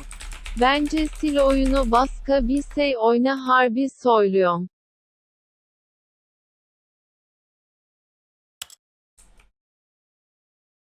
Onur 25 lira daha atıyor. Bence sil oyunu, başka bir şey oyunu, harbi söylüyorum. Kanka şöyle söyleyeyim.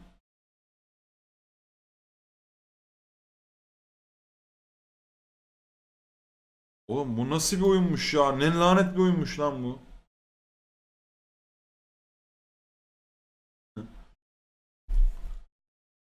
Onur 25 lira için de teşekkür ediyorum. Eyvallah Kardo, çok sağ ol.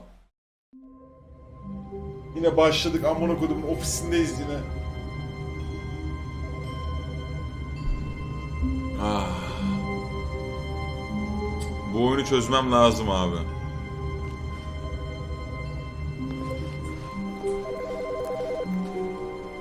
Pornocu değiliz efendim. Reklamcıyız. Bunun üstüne basıyorum ki yanlış anlaşılmalar oluyor efendim. Her defa TSK etmene gerek yok ya. Yanımdaki para makinesi sağ olsun keyfine bak Kardu. Onur 25 liradan para makinesi var diyor yanımda. Onur o para makinesine bir yüzük at bakayım ne oluyor?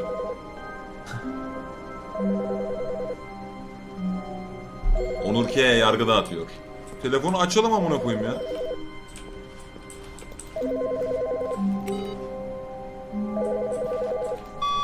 Hi, Stanley. Just wanted to leave you a message to let you know there's a few things I need you to pick up on your way home from work today. We need milk, cereal, dish soap, spaghetti, get a thing of sugar, some bread, and coffee beans, whichever ones you like. I'll give you a call if there's anything I forgot. Thanks, sweetie. See you tonight. Bir sıfır fazla koy bakayım, şirinleri görüyor muyuz?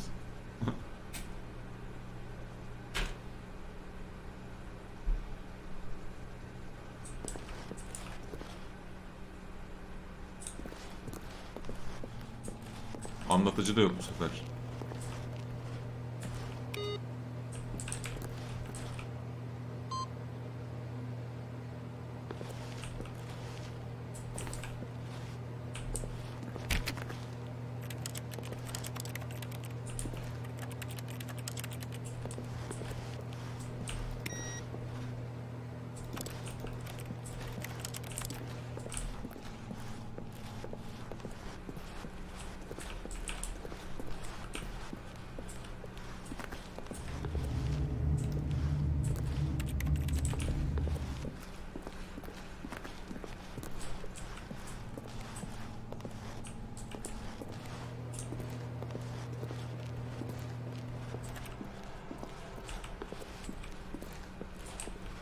Oğlum şeyi anlayamadım ya.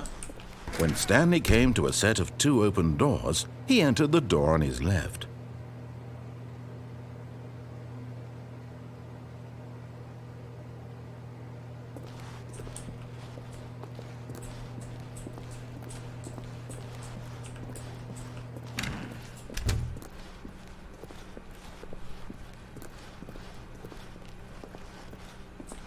Yet there was not a single person here either.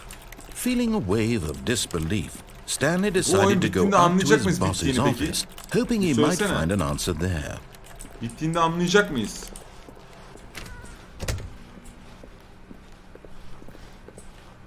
Coming to a staircase, Stanley walked upstairs to his boss's office.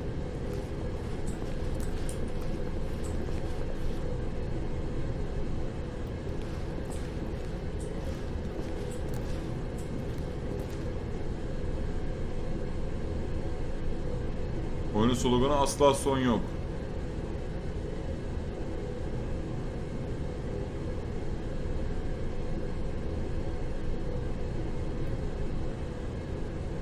Alex nasıl bitirdim dedi.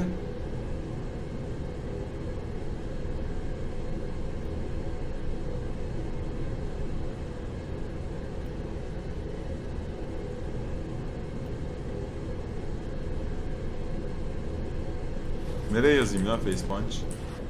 But Stanley just couldn't do it. He considered the possibility of facing his boss, admitting he had left his post during work hours. He might be fired for that. And in such a competitive economy, why had he taken that risk? All because he believed everyone had vanished? His boss would think he was crazy. And then something occurred to Stanley. Maybe, he thought to himself, maybe I am crazy. All of my co-workers blinking mysteriously out of existence in a single moment for no reason at all? None of it made any logical sense. And as Stanley pondered this, he began to make other strange observations. For example, why couldn't he see his feet when he looked down? Why did doors close automatically behind him wherever he went? And for that matter, these rooms were starting to look pretty familiar. Were they simply repeating? No, Stanley said to himself, this is all too strange. This can't be real. And at last, he came to the conclusion that had been on the tip of his tongue. He just hadn't found the words for it. "I'm dreaming!" he yelled. "This is all a dream." Oh, what a relief Stanley felt to have finally found an answer, an explanation. His co-workers weren't actually gone. He wasn't going to lose his job. He wasn't crazy after all. And he thought to himself, I suppose I'll wake up soon. I'll have to go back to my boring real-life job pushing buttons. I may as well enjoy this while I'm still lucid. So, he imagined himself flying and began to gently float above the ground. Then he imagined himself soaring through space on a magical starfield, and it too appeared. It was so much fun, and Stanley marveled that he had still not woken up. How was he remaining so lucid? And then perhaps the strangest question of them all entered Stanley's head. One he was amazed he hadn't asked himself sooner. Why is there a voice in my head dictating everything that I'm doing and thinking?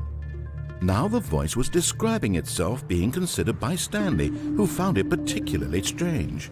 I'm dreaming about a voice describing me, thinking about how it's describing my thoughts, he thought. And while he thought it all very odd and wondered if this voice spoke to all people in their dreams, the truth was that, of course, this was not a dream. How could it be? Was Stanley simply deceiving himself, believing that if he's asleep he doesn't have to take responsibility for himself? Stanley is as awake right now as he's ever been in his life. Now, hearing the voice speak these words was quite a shock to Stanley. After all, he knew for certain, beyond a doubt, that this was in fact a dream. Did the voice not see him float and make the magical stars just a moment ago? How else would the voice explain all that? This voice was a part of himself too. Surely, if he could just... He would prove it. He would prove that he was in control, that this was a dream. So he closed his eyes gently, and he invited himself to wake up.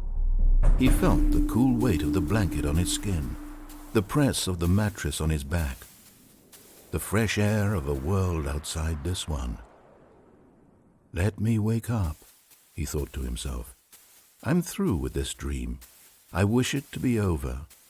Let me go back to my job. Let me continue pushing the buttons. Please, it's all I want. I want my apartment and my wife and my job. All I want is my life exactly the way it's always been. My life is normal. I am normal. Everything will be fine. I am okay.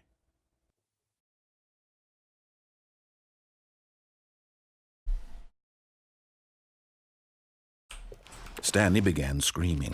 Please, someone, wake me up. My name is Stanley. I have a boss. I have an office. I am real. Please, just someone tell me I am real. I must be real. I must be. Can anyone hear my voice? Who am I? Who am I? And everything went black.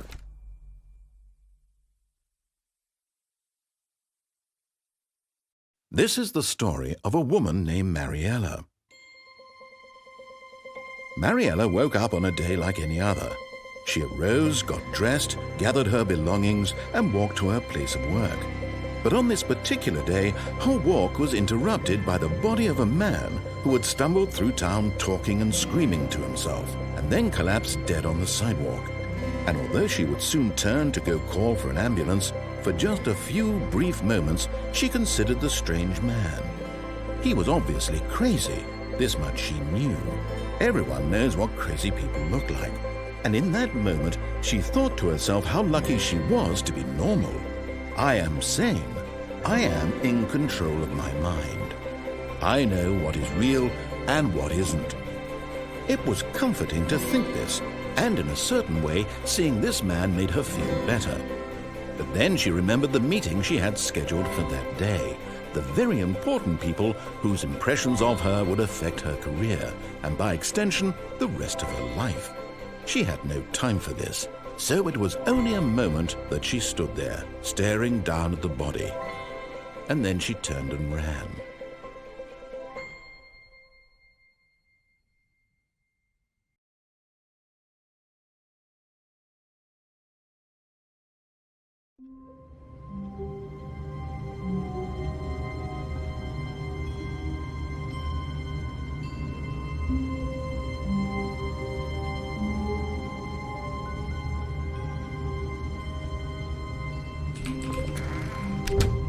But Stanley simply couldn't handle the pressure. What if he had to make a decision? What if a crucial outcome fell under his responsibility? He had never been trained for that. No. This couldn't go anywhere except badly. The thing to do now, Stanley thought to himself, is to wait. Nothing will hurt me. Nothing will break me. In here I can be happy forever. I will be happy. Stanley waited. Hours passed, then days. Had years gone by? He no longer had the ability to tell. But the one thing he knew for sure, beyond any doubt, was that if he waited long enough, the answers would come. Eventually, someday, they would arrive. Soon, very soon now, this will end. He will be spoken to. He will be told what to do. Now it's just a little bit closer. Now it's even closer. Here it comes.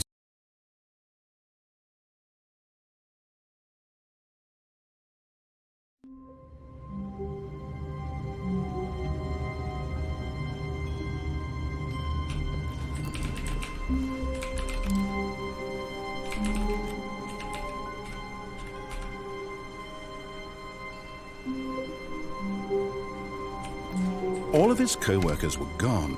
What could it mean? Stanley decided to go to the meeting room. Perhaps he had simply missed a memo. O ne lan öyle? Oğlum bir şey söyleyeceğim. Alex burada mısın?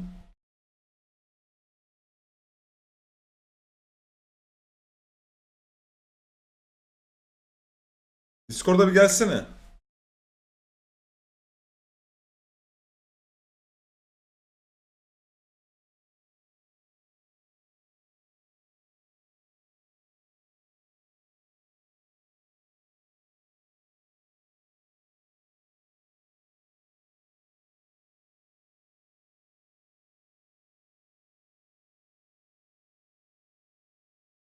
Bir DC gelsene Alex.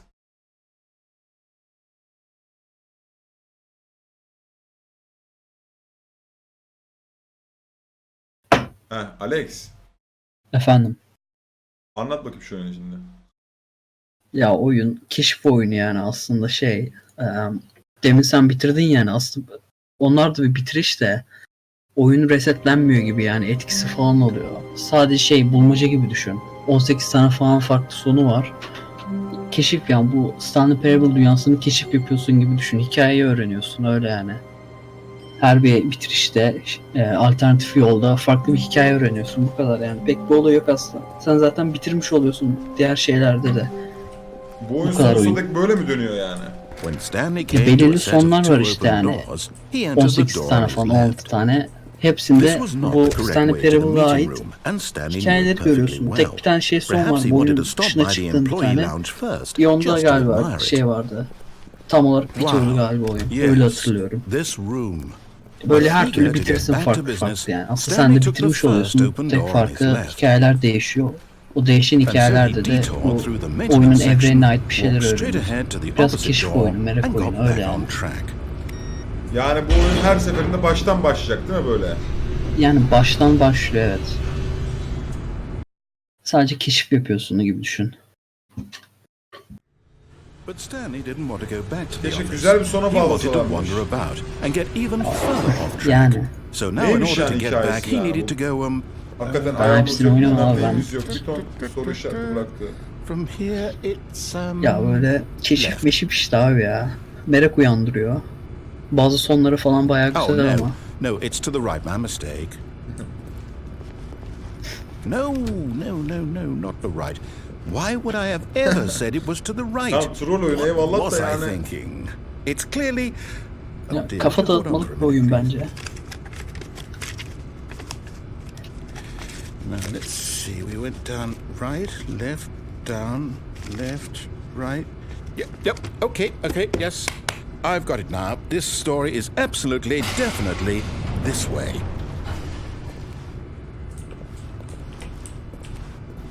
Büyük son nasıl gidiliyor büyük son dediğin yere?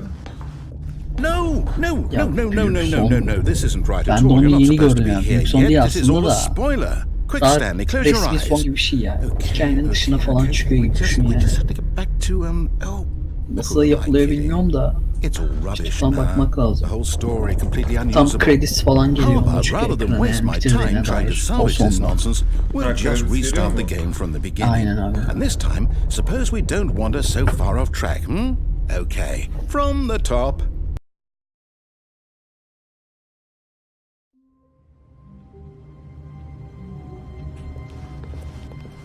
All of his co-workers were gone. What could it mean? Stanley decided to go to the meeting Oğlum room. oyunu baştan Perhaps he had başlatırız simply falan missed a deyip memo. tekrar başlattı oyunu. Burayı görmemiş olalım, baştan başlatalım oyunu dedi amına koyayım ve baştan başlattı. When Stanley... Wait, what?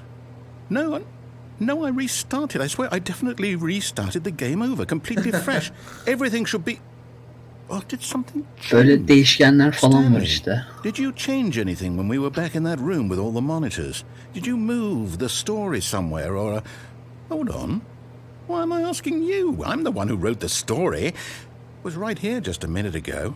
I know for sure that it's here somewhere. Okay then. It's an adventure. Come, Stanley. Let's find the story.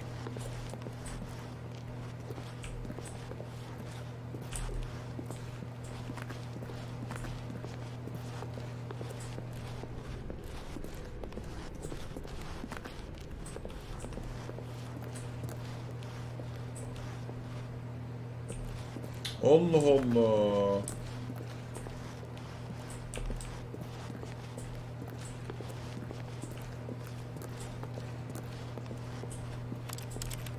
I'll say it. This is the worst adventure I've ever been on. I can promise you there definitely was a story here before. Do we need to restart the game again? Well, I find it unlikely that we'll ever progress by starting over and over again, but it's got to be better than this. Okay, let's give it a shot. Why not? Yine baştan başlattı. All of his co-workers were gone. What could it mean? Stanley decided to go to the meeting room. Perhaps he had simply missed a memo.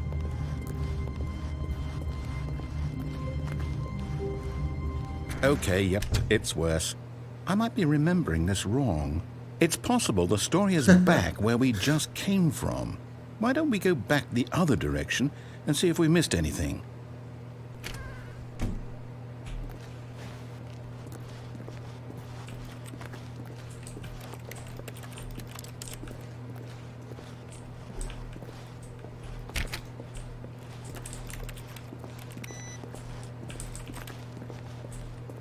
Aha! I knew we'd miss something. The story. Here it comes. No, wait, never mind. Not the story. Okay, let's head back the other way and retrace our steps.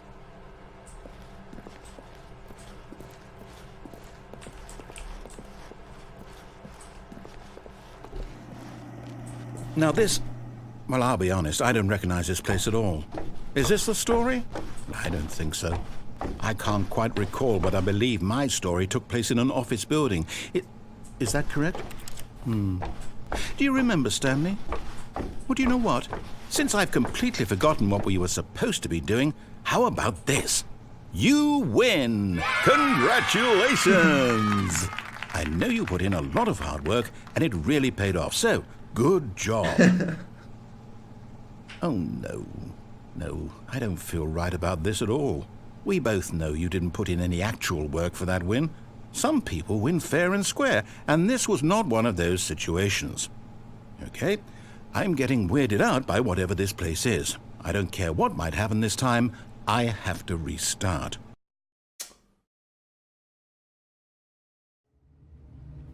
Aha. All right, I've got a solution. This time, to make sure we don't get lost, I've employed the help of the Stanley Parable adventure line. Just follow the line. How simple is that? You see, the line knows where the story is. It's over in this direction. Onward, Stanley, to destiny. Though, here's a thought. Wouldn't wherever we end up be our destination, even if there's no story there? Or to put it another way, is the story of no destination still a story?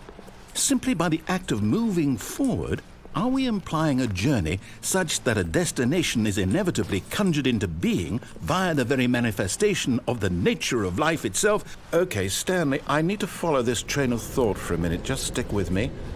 Now, we can both agree that the nature of existence is in fact a byproduct of one's subjective experience of that existence, right?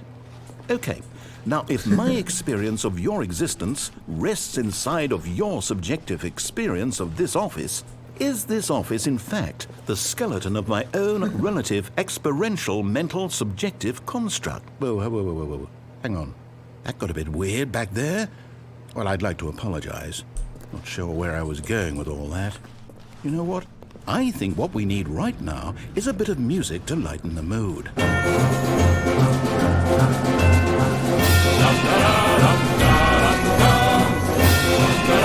Oyun kendi kendine oynuyor amına koyayım.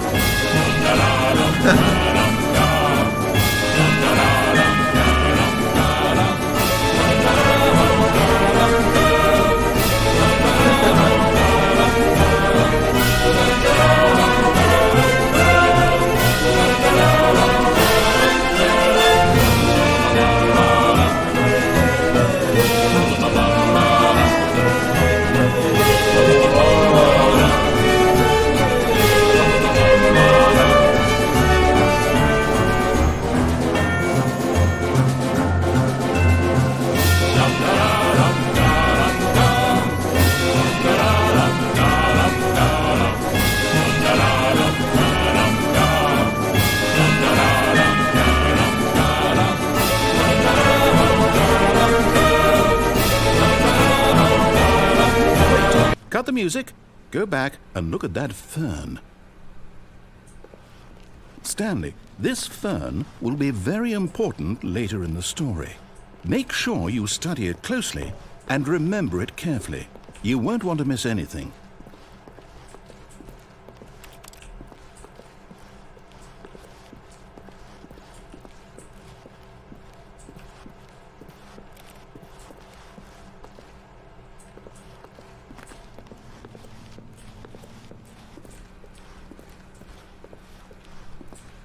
Wait, what? We're back at the office? No. Line, you do know we're looking for the Stanley Parable, right? The story? Is any of this ringing a bell?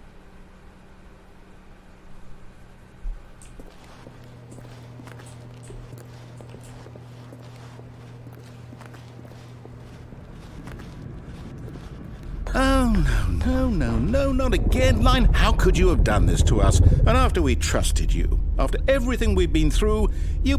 Oh, I can't take this anymore. To hell with it. Restart.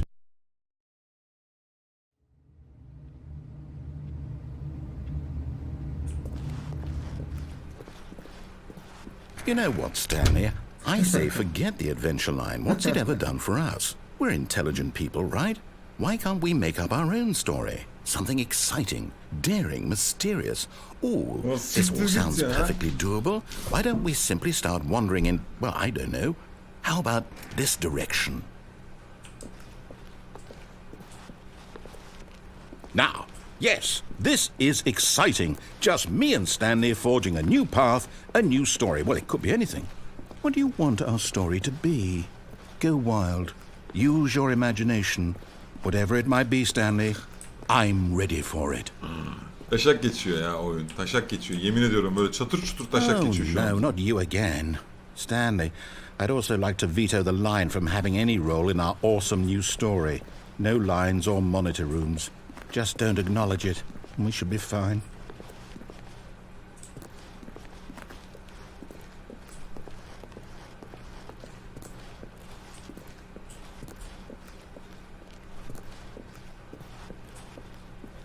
Ah, a choice. We get to make a decision. From here, the story is in our control. How important we mustn't squander the opportunity. In fact, I believe I need a minute to think here. Just walk in circles for a minute. Okay, so I know that each door has to lead somewhere, which means that somewhere, the place where we're trying to go, there must be a reverse door that leads here. And that in turn means that our destination corresponds with the counter-inverted reverse door's origin. So starting from the right, let us ask, will taking the right door lead us to where we're going? And since the answer is clearly yes, then by all accounts, the door on the right is the correct one. Another victory for logic. Come, Stanley, our destiny awaits.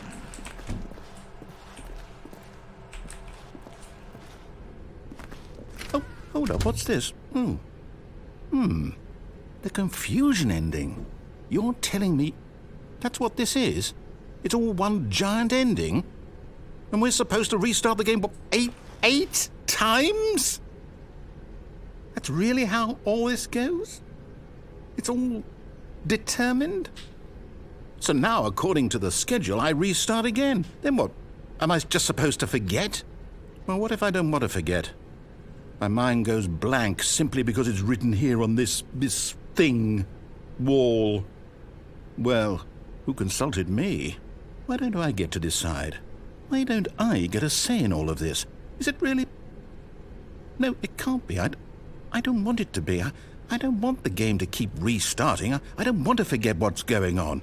I don't want to be trapped like this. I won't restart the game. I won't do it. I won't do it. I won't do it. And the timer stopped? Does that mean, did we do it? Did we break the cycle? The, whatever it is that made this schedule? How would we even know? Will someone come for us? Will something happen? So, okay. I guess now we just wait, you know.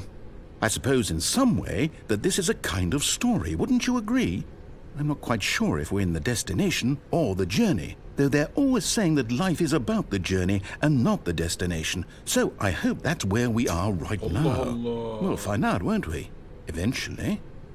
Well, in the meantime...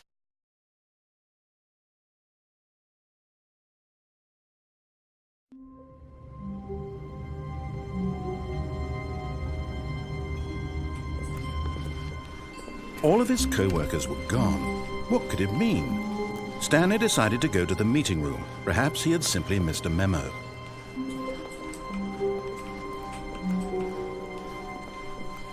When Stanley came to a set of 2 open doors, he entered the door on his left.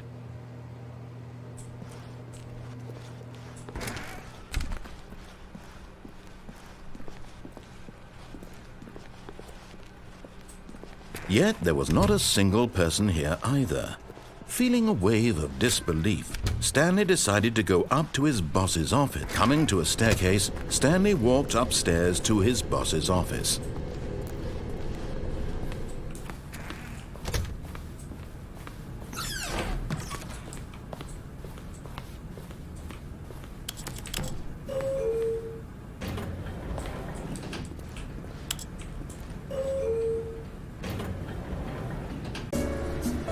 Hoş geldin.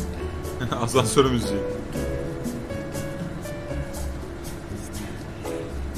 Ben oyunu anlayamadım yani.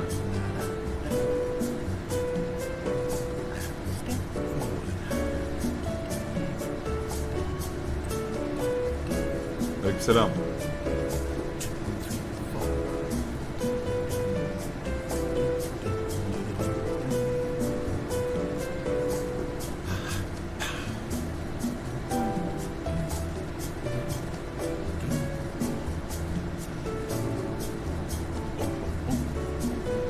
Kanka nereye götüreceğini merak ediyorum oyunu.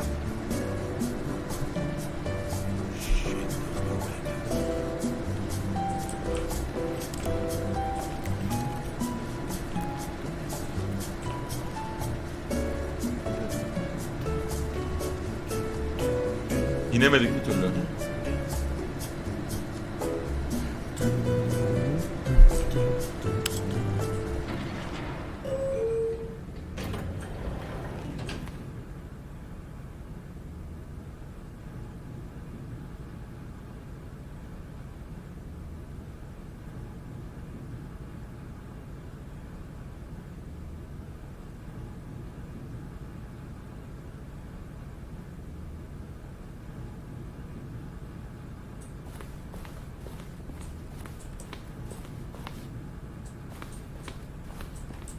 Okay, I think we all know the drill by now. Blah, blah, blah. Dark secrets, the keypad. Stanley pushes some buttons. Oh, hey, look, it's a new passageway. Quelle surprise.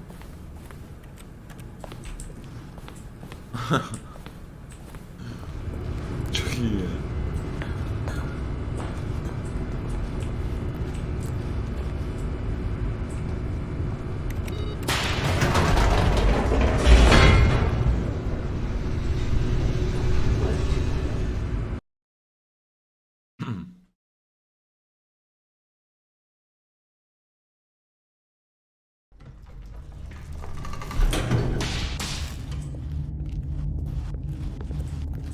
Stanley walked straight ahead through the large door that read Mind Control Facility.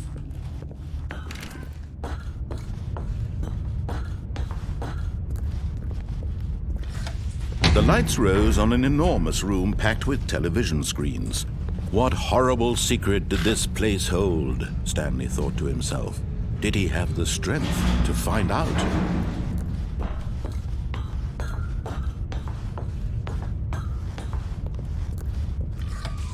Now the monitors jumped to life, their true nature revealed.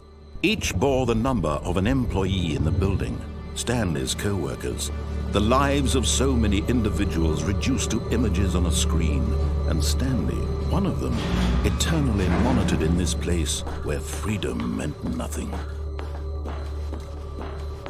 Kanka oyun o şekilde yani. Ben başka bir şey yapamıyorsun yani. Facility. It was too horrible to believe. It couldn't be true. Had Stanley really been under someone's control all this time? Was this the only reason he was happy with his boring job? That his emotions had been manipulated to accept it blindly? Kanka beynimizi siken bir oyunla karşı karşıyayız. No. He refused to believe it. He couldn't accept it. His own life in someone else's control? Never! It was unthinkable, wasn't it? Was it even possible? Had he truly spent his entire life utterly blind to the world? But here was the proof, the heart of the operation. Controls labeled with emotions, happy or sad or content, walking, eating, working, all of it monitored and commanded from this very place. And as the cold reality of his past began to sink in, Stanley decided that this machinery would never again exert its terrible power over another human life, for he would dismantle the controls once and for all.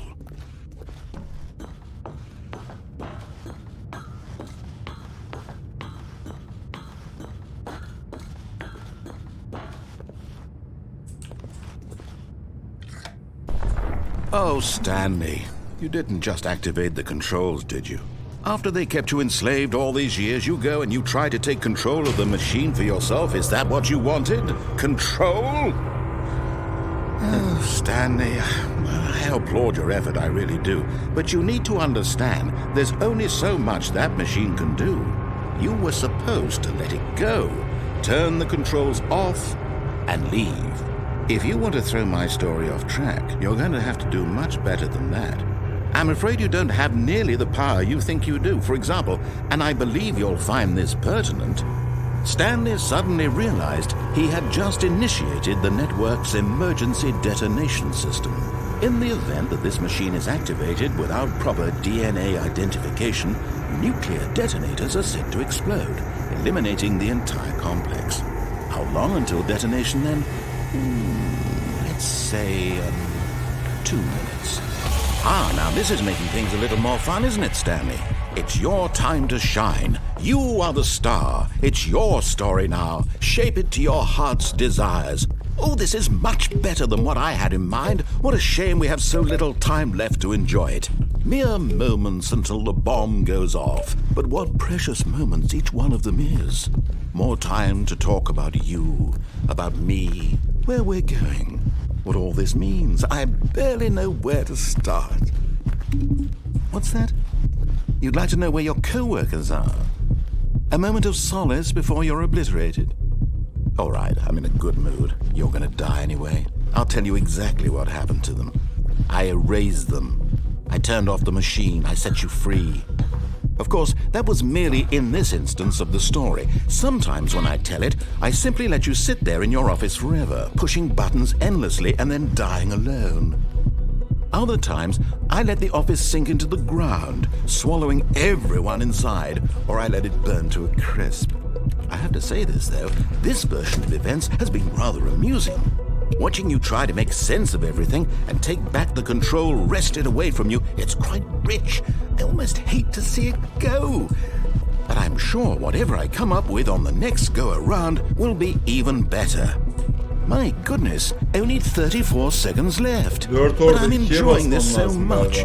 You know what? To hell with it. I'm going to put some extra time on the clock, why not?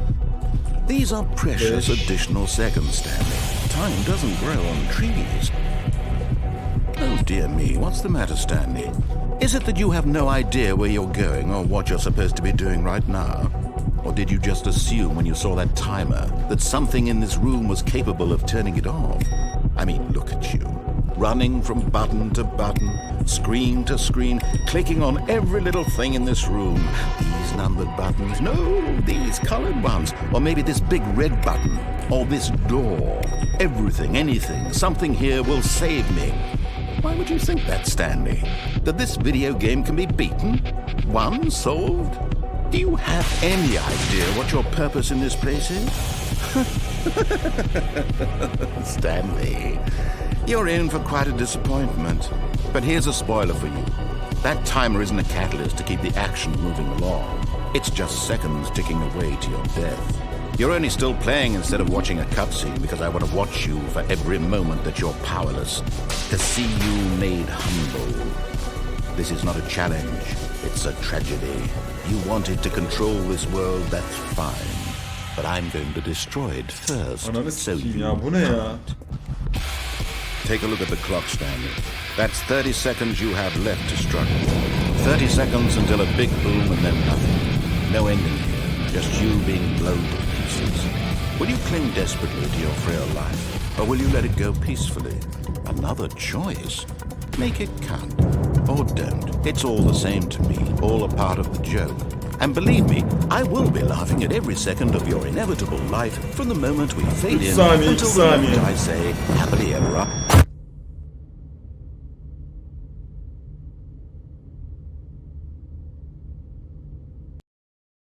Benim de psikolojimi bozdu.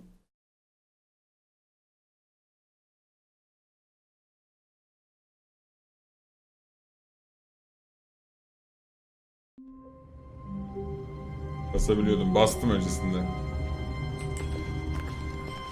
All of his co-workers were gone. What could it mean? Stanley decided to go to the meeting room. Perhaps he had simply missed a memo.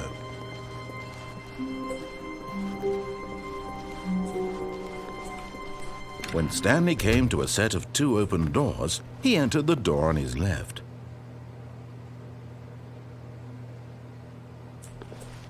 This was not the correct way to the meeting room, and Stanley knew it perfectly well. Perhaps he wanted to stop by the employee lounge first, just to admire it. The lounge was sublime, a work of art. What was it about this room that called? But eager to get back to business, Stanley took the first open door on his left.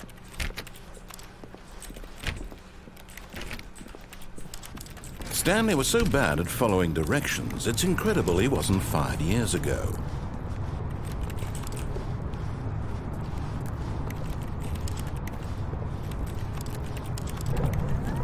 Look, Stanley, I think perhaps... But in his eagerness to prove that he is in control of the story and no one gets to tell him what to do, Stanley leapt from the platform and plunged to his death. Good job, Stanley. Everyone thinks you are very powerful. Çok iyi bir sona gidiyordun abi oradan. Yine giderim. All of his co-workers were gone.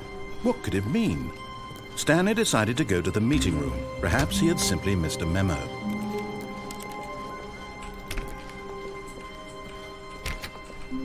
When Stanley came to a set of 2 open doors, he entered the door on his left. Soldan girdim. Geri çıkacaktım, fake atacaktım. Vay amına koyayım ya.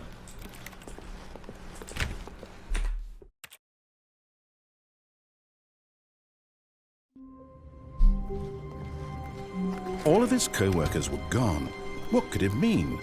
Stanley decided to go to the meeting room. Perhaps he had simply missed a memo.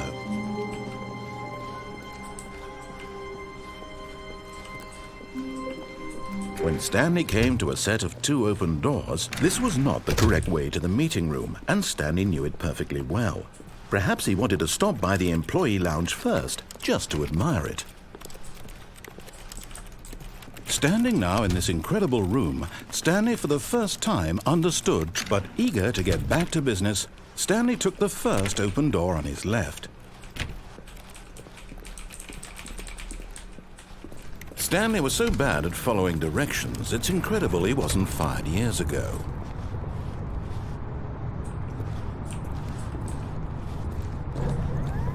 Look, Stanley, I think perhaps we've gotten off on the wrong foot here. I'm not your enemy, really, I'm not. I realize that investing your trust in someone else can be difficult, but the fact is that the story has been about nothing but you all this time. There's someone you've been neglecting, Stanley. Someone you've forgotten about. Bu sonu yaptık galiba ama ya. Stop trying to make every decision by yourself. Now, I'm not asking for me, I'm asking for her.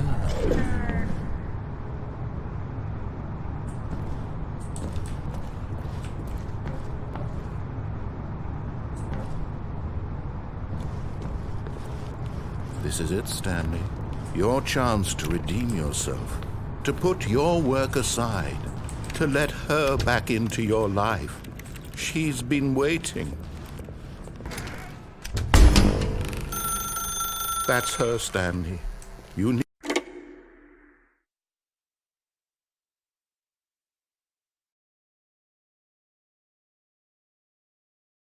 Oh, Stanley, is that you?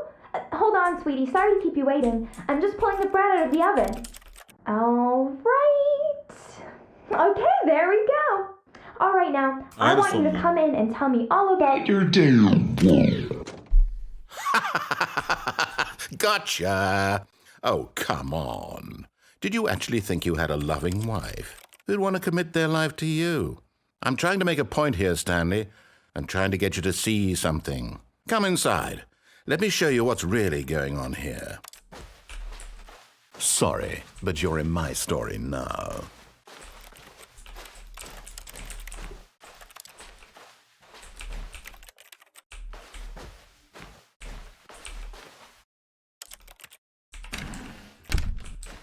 This is a very sad story about the death of a man named Stanley.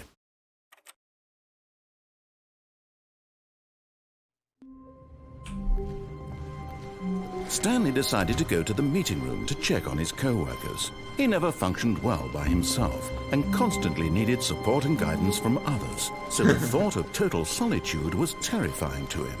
When Stanley came to a set of 2 open doors, he entered the door. This was not the correct way to the meeting room, and Stanley knew it perfectly well. Perhaps he wanted to stop by the employee lounge first, just to admire it. Stanley felt lightheaded, butterflies in his stomach, but eager to get back to business, Stanley took the first open door on his left. Bu sefer atlayacağım. Nereye doğru atlayacaktım? Atlayayım ama. Stanley was so bad at following directions, it's incredible he wasn't fired years ago.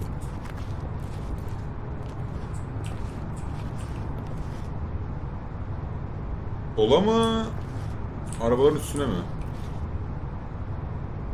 Ha, şuraya atlayacağım, şuraya. Look, Stanley, I think perhaps we've gotten off on the wrong foot here. I'm not your enemy, really, I'm not. I realize that investing your trust in someone else can be difficult, but the fact is that the story has been about nothing but you all this time. There's someone you've been neglecting, Stanley. Someone you... What? Really? I was in the middle of something. Do you have zero consideration for others? Are you that convinced that I want something bad to happen to you? Why, I don't know how to convince you of this, but I really do want to help you, to show you something beautiful. Look, let me prove it. Let me prove that I'm on your side. Give me a chance. Now listen carefully, this is important. Stanley walked through the red door.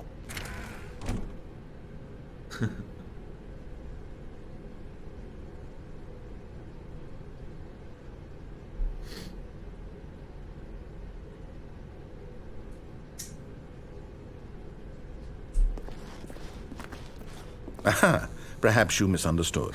Stanley walked through the red door. I still don't think we're communicating properly. Stanley walked through the red door. Senin ben yapacağın işi sikeyim. All right, fine. Go ahead, Stanley. You want to know so badly what's out there? You want to find out what lies at the end of this road you've chosen? Well, don't let me stop you. You see? There's nothing here. I haven't even finished building this section of the map because you were never supposed to be here in the first place. Broken rooms, exposed developer textures. Is this what you had wanted?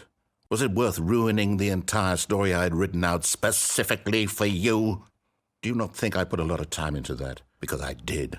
And in the end, it was all for nothing. Because this is what you wanted to see. Help me here, Stanley. Help elucidate these strange and unknowable desires of yours. What would have made this game better? What did you want to see? Vehicles? Skill trees? Work with me. You've given me absolutely nothing so far. Tell you what. Let me take a stab in the dark at a new design, and you can give me some feedback. There we go. A third option. This already feels leaps ahead of where we were before. Go ahead, Stanley. Take it for a spin. Okay, I'm going to stop you there. Now, tell me about your experience with this new version. Would you say that the game benefited from allowing you more choices? Jurox, böyle bir oyunla karşı karşıya kaldım. I'm looking for Kafamı some real sikti ya. critical feedback here. Ne anlatıyor bu oyun? Altyazıyı okuyamadım ya. Neye basacaktık? Alo. He. Selam, ne yaptın? Geldim kanka. Nereye geldin ya? Gel de dedin ya, geldim işte. Uyudun uyandın geldin mi? Evet. Oyuna puan vereyim. Bunu koyayım, şimdi uyandım ya. Aynen o şey Oh, well, yaparsın. now this is useful. You didn't like it, but you didn't totally hate it either. You enjoyed it, perhaps is the correct term. It didn't cause you excruciating pain. Big steps we've made here today, Stanley. Oyun çok iyi ya. Here, based on the data from your previous playthrough, I've compiled a new version. And to be perfectly candid, I think I've knocked it out of the park with this one. Adamı anlayamadım Let's ki take a amına look. koyayım. Kanka, Bak alt yine yazı var.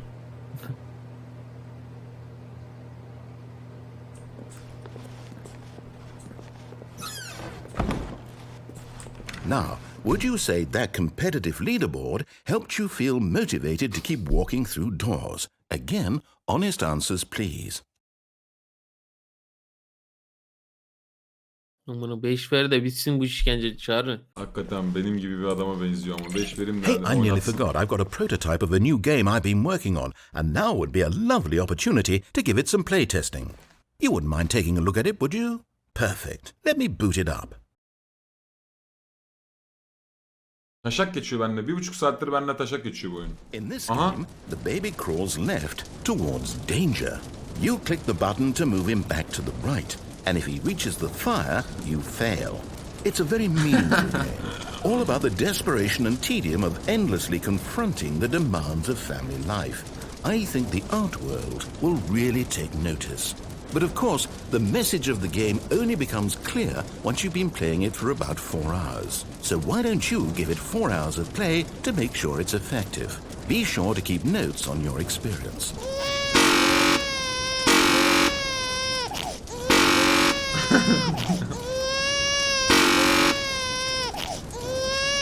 Halit niye ağlıyorsun?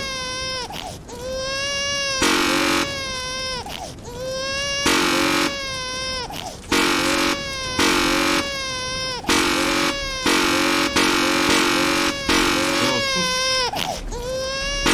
Osuruyor.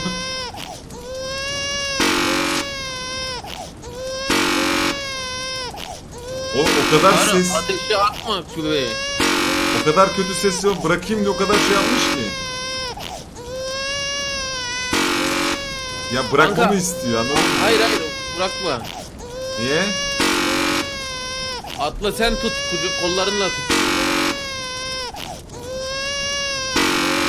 Vallahi kafamı sikti ya. 4 saat önce tebrik mi ediyor?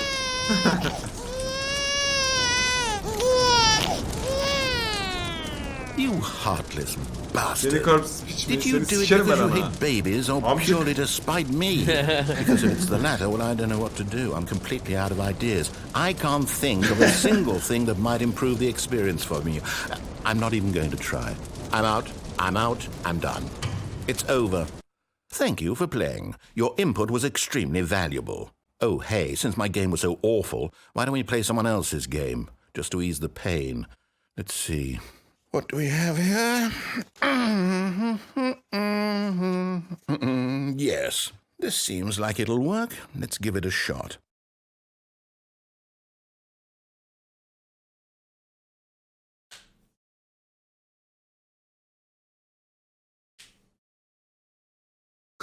Well, Stanley, is this any better?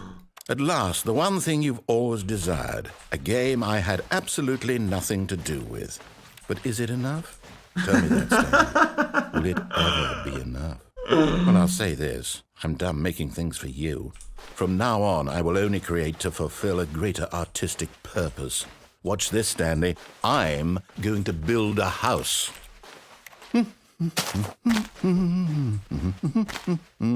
This will go here, no, here, and then...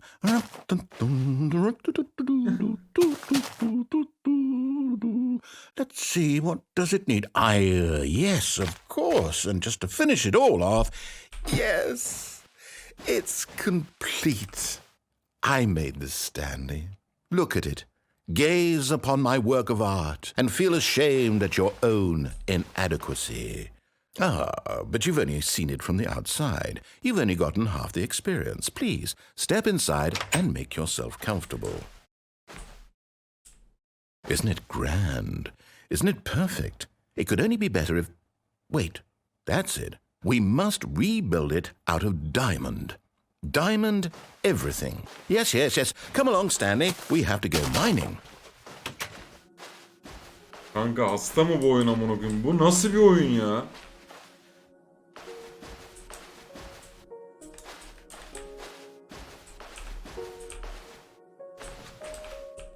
Oh my, it looks like it's going to get a bit dark. Have you brought a light? Getirmedim. Yanımda ışık getirmedim.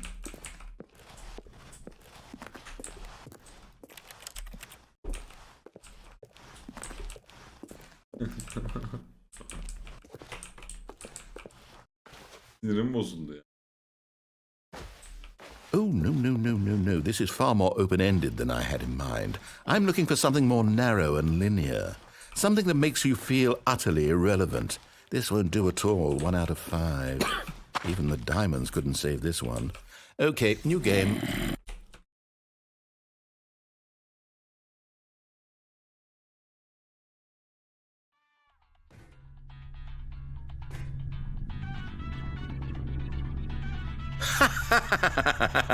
Yes! I don't even know what this game is, but I love it. You, trapped in a glass box with no way out, listening to me talk. Oh, it's inspired. I couldn't have done it any better myself. What is this game even supposed to be? I can't figure it out. Okay, now I'm curious. Let's go find out what the hell this is.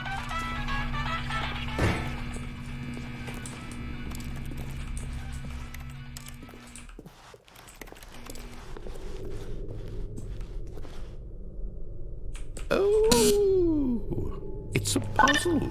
Critical thinking, Stanley. Your forte. Genius.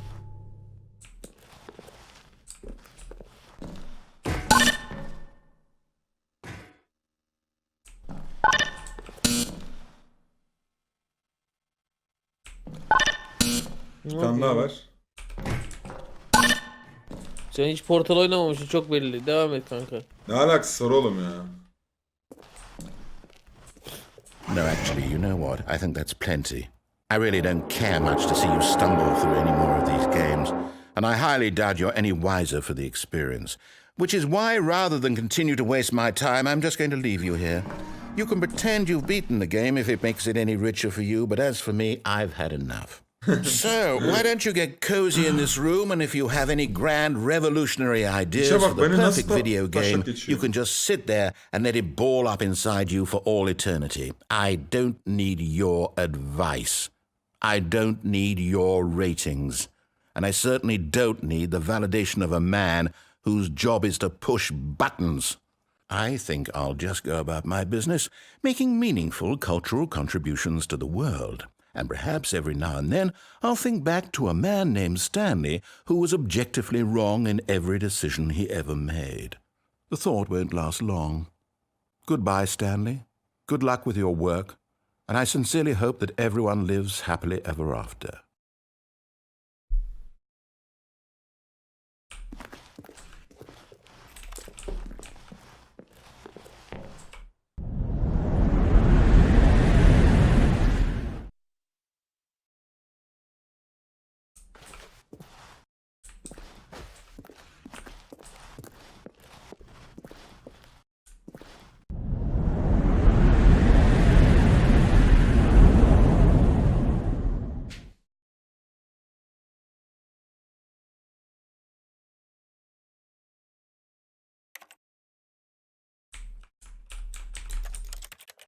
Hayır.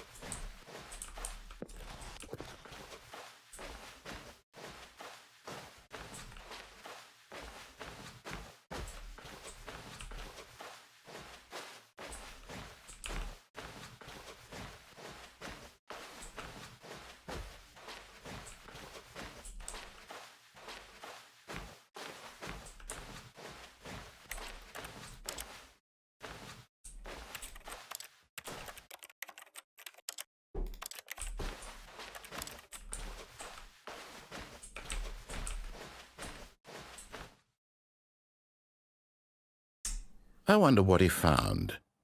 If what he wanted was to be the leading man in his own story, well, perhaps he's gotten it, down in wherever he is right now. I wonder if he's happy with his choice, and if he's learned the heavy cost that comes with it. He'll understand soon what I was trying to tell him. He needs me. Someone who will wrap everything up at the end, to make sense out of the chaos and the fear and the confusion. That's who I am. That is what I mean to this world. Oh, yes. Yes, I'll be back. There's no other way. Once this ends, after it all comes to a close, then I'll be back. The end will be here soon. Very soon. I can wait.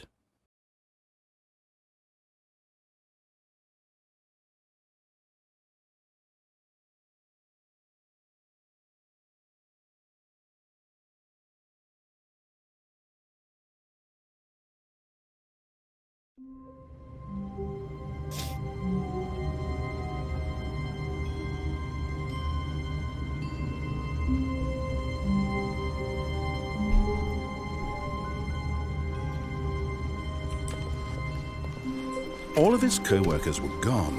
What could it mean? Stanley decided to go to the meeting room. Perhaps he had simply missed a memo.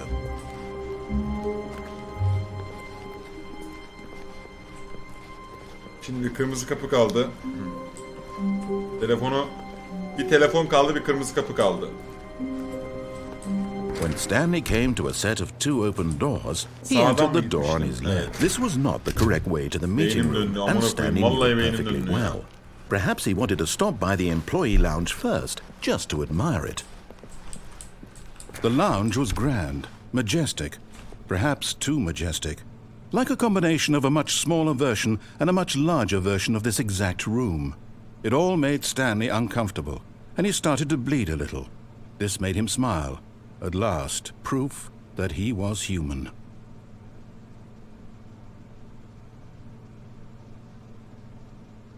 Bak bakayım, kanıyor musun? Yes, really, really worth it being here in the room. A room so utterly captivating that even though all your co-workers have mysteriously vanished, here you sit looking at these chairs and some paintings.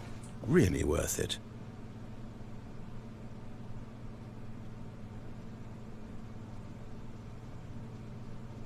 At this point, Stanley's obsession with this room bordered on creepy and reflected poorly on his overall personality.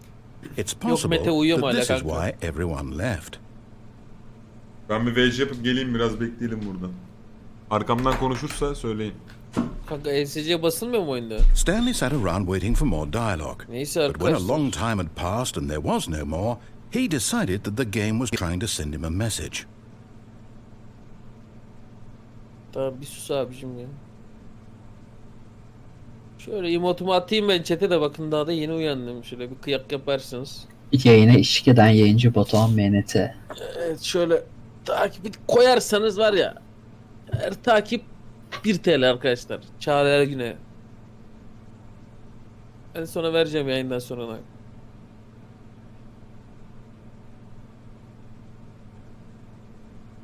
Pezevenk Mete sen abone değil misin? Bana.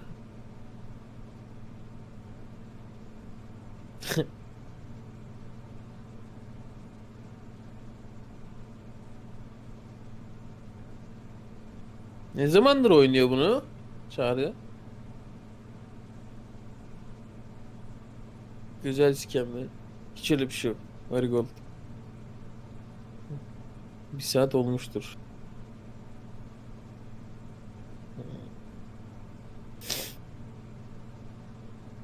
Bundan önce ne yaptı? YouTube'da mı takıldı?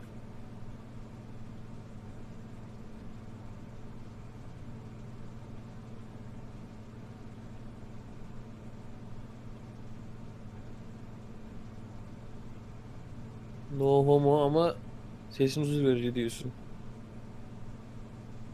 Pekala. 4 oyun bitirdik bu gece. Ulan Allah'tan yayın tekrar diye bir şey var ha.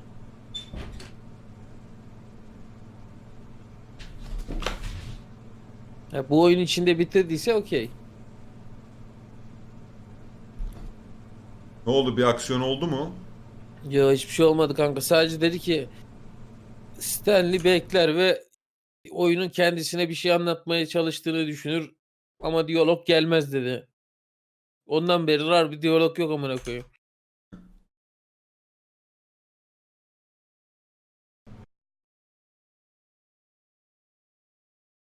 Birim mi döndü? Normal. Evet. Prim ne prim But ya? at last, he'd had enough of the amazing room and took the first open door on his left to get back to business. Stanley was so bad at following directions, it's incredible he wasn't fired years ago. Look, Stanley, I think perhaps we've gotten off on the wrong foot here. Soldaki odaya I'm not girdik. your enemy, really, I'm not. I realize that investing your trust in someone else can be difficult, but the fact is that the story has been about nothing but you all this time. There's someone you've been neglecting, Stanley. Someone you've forgotten about. Please, stop trying to make every decision by yourself. Now, I'm not asking for me, I'm asking for her. This is it, Stanley. Your chance to redeem yourself, to put your work aside, to let her back into your life. Telefona gidiyorum. Direkt son burada ya. Hemen o sonu görelim diye. That's her, Stanley. You need to be the one to do this, to reach out to her. If you can truly place your faith in another, then pick up the Bekleyince mi phone. bir şey oluyor yoksa fiş çekince başka bir şey mi oluyor? Yoksa bekleyince bir şey mi oluyor? Çek abi, fiş çek. Bekleyince ne oluyor? Alex, başka sonlar mı onlar? Ya, fiş çekince bir tane son var, onu biliyorum ben. Baya iyi bir son. Bekleyince başka bir son var mı? Onu bilmiyorum. O zaman bekleyelim. Alo. Kapat, ben arayayım.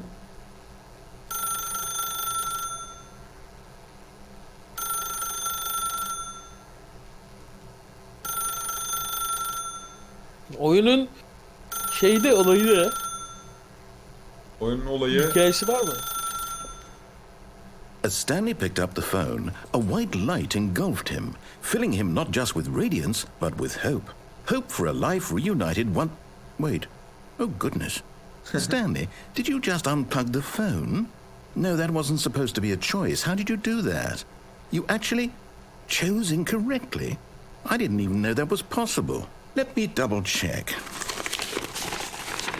No, it's definitely here, clear as day. Stanley picks up the phone. He's taken to his apartment where he finds his wife, and the two pledge themselves to one another. Music comes in, fade to white, roll credits. Not picking up the phone is actually somehow an incorrect course of action. How is that even possible? None of these decisions were supposed to mean anything. I don't understand. How on earth are you making meaningful choices? What did you... Wait a second. Did I just see... No, that's not possible. I can't believe it. How had I not noticed it sooner? You're not Stanley. You're a real person. I can't believe I was so mistaken. This is why you've been able to make correct and incorrect choices. And to think I've been letting you run around in this game for so long. If you'd made any more wrong choices, you might have negated it entirely. It's as though you completely ignored even the most basic safety protocol for real-world decision-making. Or did you not grasp the severity of the situation? Well, I won't have that kind of risk on my watch. I'm going to stop the game for a moment so we can educate you properly on safe decision-making in the real world. Please observe this helpful instructional video. Choice. It's the best part of being a real person. But if used incorrectly, can also be the most dangerous. For example, in this scenario, a hypothetical real person named Stephen has a choice.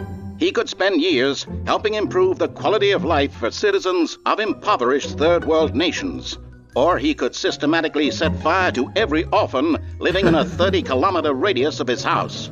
Which choice would you make? Remember that unlike here, the real world makes sense, and at no time should you make a choice that does not conform to rational logic. If you find yourself speaking with a person who does not make sense, in all likelihood, that person is not real. Allow the person to finish their thought, then provide an excuse why you cannot continue talking. Turn to a partner and practice saying, "My goodness, is it 4:30? I'm supposed to be having a back, sack, and crack."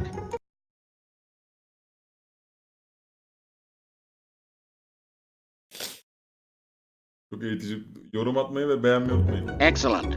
Making choices on a regular basis is the best part to a healthy decision-making process. Most medical professionals recommend making at least 8 choices per day. Do you make more than 8? Less? And finally, if you begin to wonder if your choices are actually meaningful and whether you'll ever make a significant contribution to the world, just remember that in the vast infiniteness of space, your thoughts and problems are materially insignificant, and the feeling should subside. At this time, your instructor will guide you in an exercise to test and reinforce the material covered in this video. Ah, welcome back. You may have noticed that this room has begun to deteriorate as a result of narrative contradiction. But not to worry. Now that you're properly informed on good decision-making, we're going to revisit a choice you made just a few minutes ago and see what the correct thing to do would have been. This way, please.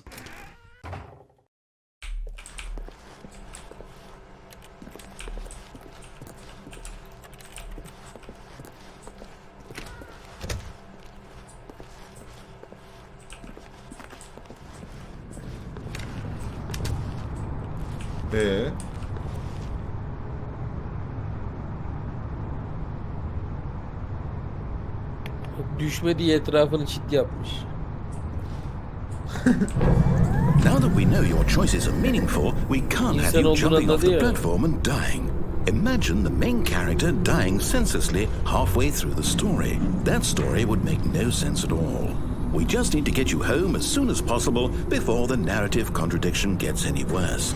Unfortunately, it seems this place is not well equipped to deal with reality.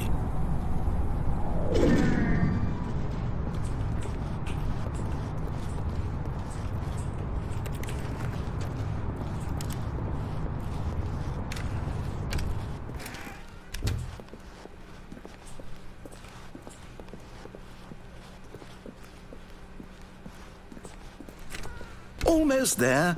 You'll take the door on the left, back to the correct ending, the story will have resolution once again, and you'll be home free in the real world.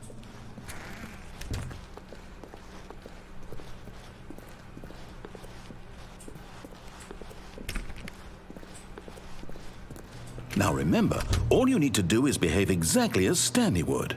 That means choosing responsibly and always putting the story first. I'm quite sure you'll be up to the task. Just follow my lead and you'll be fine. All right. When Stanley came to a set of 2 open doors, he entered the door on his left. Soldan gir kanka. Yine sağdan gidersen farklı bir son vardır bence. Abi ilk sağdan sonra soldan.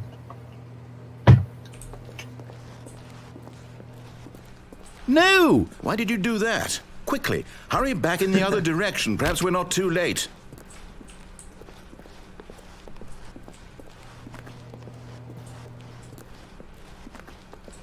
Sağdan göndermiyor acı, yapacak bir şey yok.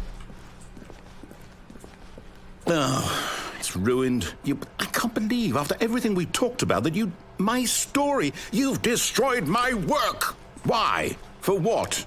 What did you get out of that? What did you think was so special about seeing the game undone, left here like so much garbage?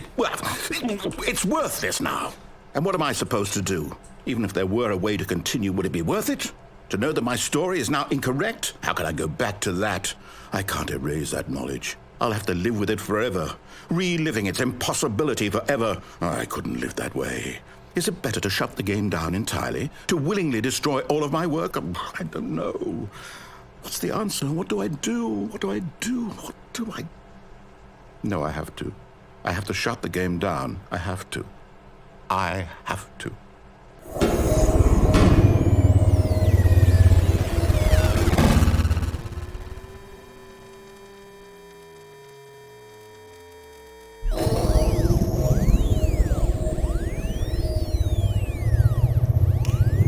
Bu aynı yapımcıdan... I'm here. I'm still here. Here in this pile of rubbish. With you. You. Who thought you were so clever. Now look where we are. My entire game is destroyed. It was the only thing in the world that was mine, and you've run it into the ground. What, did you think that would be funny? You just had to see? Didn't I impress upon you how important it was to be like Stanley? He actually knows how to do what I tell him to. He understands that if I say to do something, there's a damn good reason for it. That thought hadn't even occurred to you, had it? That there's a world outside of you? You're a child. Oh, my story. If you'd just gone through the door on the left, you would have seen it. There was a whole underground facility. You would have destroyed it and been victorious. It would have been so perfect. I worked so hard on it. I tried so hard. Behave exactly as Stanley would. That means choosing responsibly and always putting the story first. I'm quite sure you'll be up to the task. Just follow my lead and you'll be fine. All right.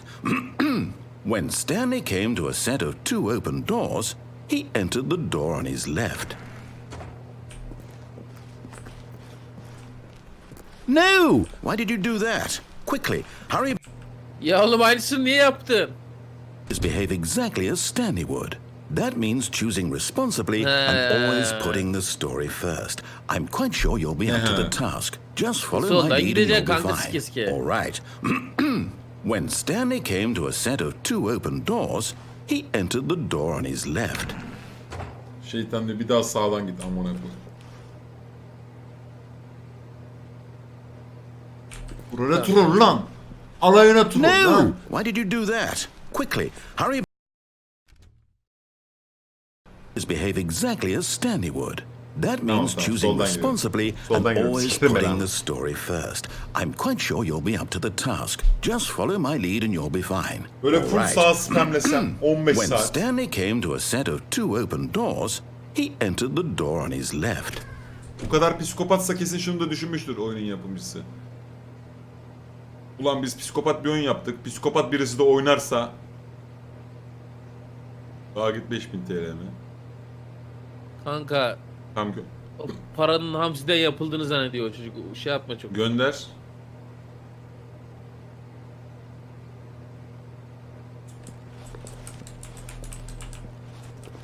Bence yapımcı şey demiştir. Ulan birisi çıkıp arda arda sağa giderse burada. Quickly, hurry. Is behave exactly as Stanley would. That means choosing responsibly and always putting the story first. I'm quite sure you'll be up to the task. Just follow my lead and you'll be fine. All right. When Stanley came to a set of 2 open doors, he entered the door on his left. Kanka ne olur sola gir. Allah rızası için.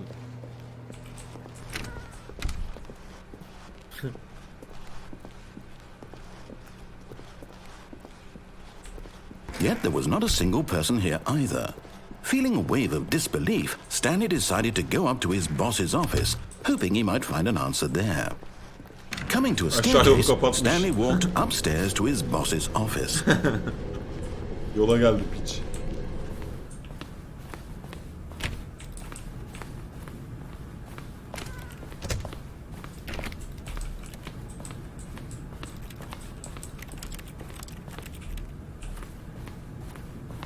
Stepping inside his manager's office, Stanley was once again stunned to discover not an indication of any human life. Shocked, unraveled, Stanley wondered in disbelief who orchestrated this, until he saw the door with a voice receiver next to it. Surely behind this door lay all the answers to his questions. And beyond all probability, he knew the passcode.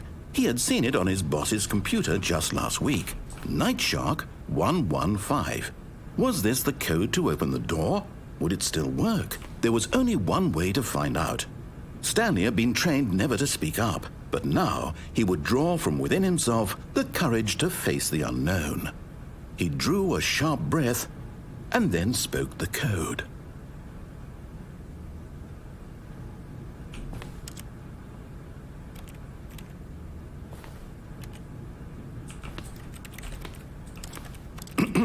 Stanley spoke the code. Nightshark 115.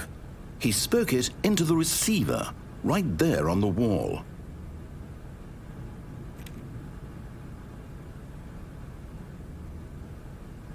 I'm sorry, is there a problem? You didn't mishear me, did you? Please speak the code into the receiver. Otherwise we can't get on with the story. This is a crucial step. Hamsi 2,5 kilo. Okay, fine, you're not gonna do it, but you know what? It's pretty humiliating to bring you this far, only for you to suddenly decide you have better things to do. I asked you for this one single Tamam, söylüyorum. Nightshark. The kind of respect Stanley shows for his 115. choices. He knows what it means to take a story seriously. If you Kılıç didn't want balığı. to see what I had to show you, Yine then adını why did hamsi you amına come koyayım. here? You had a choice, you know. You could have gone through the door Nightshark on the right. You could have done whatever the 115. hell you wanted over there. Why Lan did you amına go kodum, straight? Nightshark. Say something to me. Explain yourself, you coward. When Stanley came to a set of 2 open doors, he entered the door on his left. Stanley? Hello? Are you... Is everything okay? Stanley, please. Kanka beynin damage yedi galiba. I need you to walk through the door. Are you listening to me? Can you hear me? Is everything all right? Stanley, this is important. The story needs you. It needs you to make a decision. It cannot exist without you. Do you understand me? Whatever choice you make is just fine. They're both correct. You cannot be wrong here. We can work together. I'll accept whatever you do. I simply Alex, orada şifreyi söyleyebiliyor muyduk? Please. Yok. Ha böyleydi yani, bu son derdi değil mi? Aynen. This is more important than you can ever know. I need this. Bir oyunun daha sonuna geldik. So, you hear me? Are you there? Are you listening to this? Stanley, are you there? Okay. It's okay, I can wait. You need time to decide. Time to make sure your choice is Çok güzel correct. oyundu. That is the best choice. Bazı arkadaşları sarmadı ama yapacak bir şey yok. That's all right. I'll wait for you to decide what's the right thing to do. Twitch'te ilk ben mi bitirdim? Tamam, sağ ol.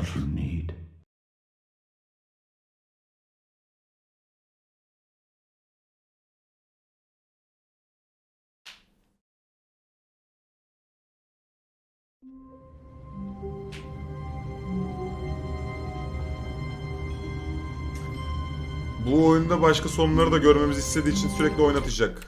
Ben ama yeterli olduğunu düşünüyorum. Çıkıver nasıl bir çeviri amına koyayım. Çıkıver yazmışlar. Bir kırmızı kapı kaldı. Başka ne kaldı? Telefon mu dedi bir şey dedi. Ha onu yaptın Telefonu galiba. yaptık. Bu telefonluydu. Bir de kırmızı kapıdan geçmeli olanı vardı.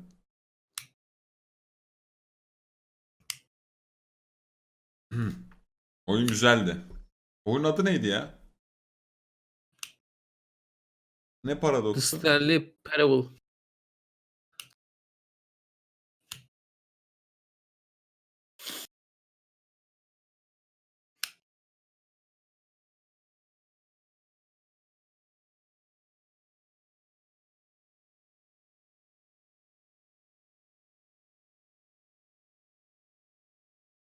Saati yine 6 yaptık. Bence de oyun güzeldi ya.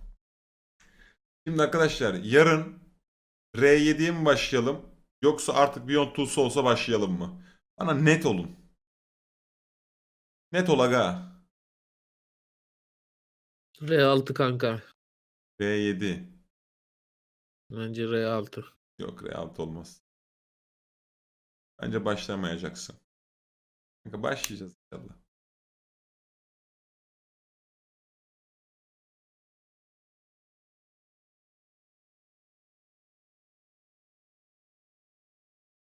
Battlefield 2 değil amına koyayım ya. Yo zaten aynı.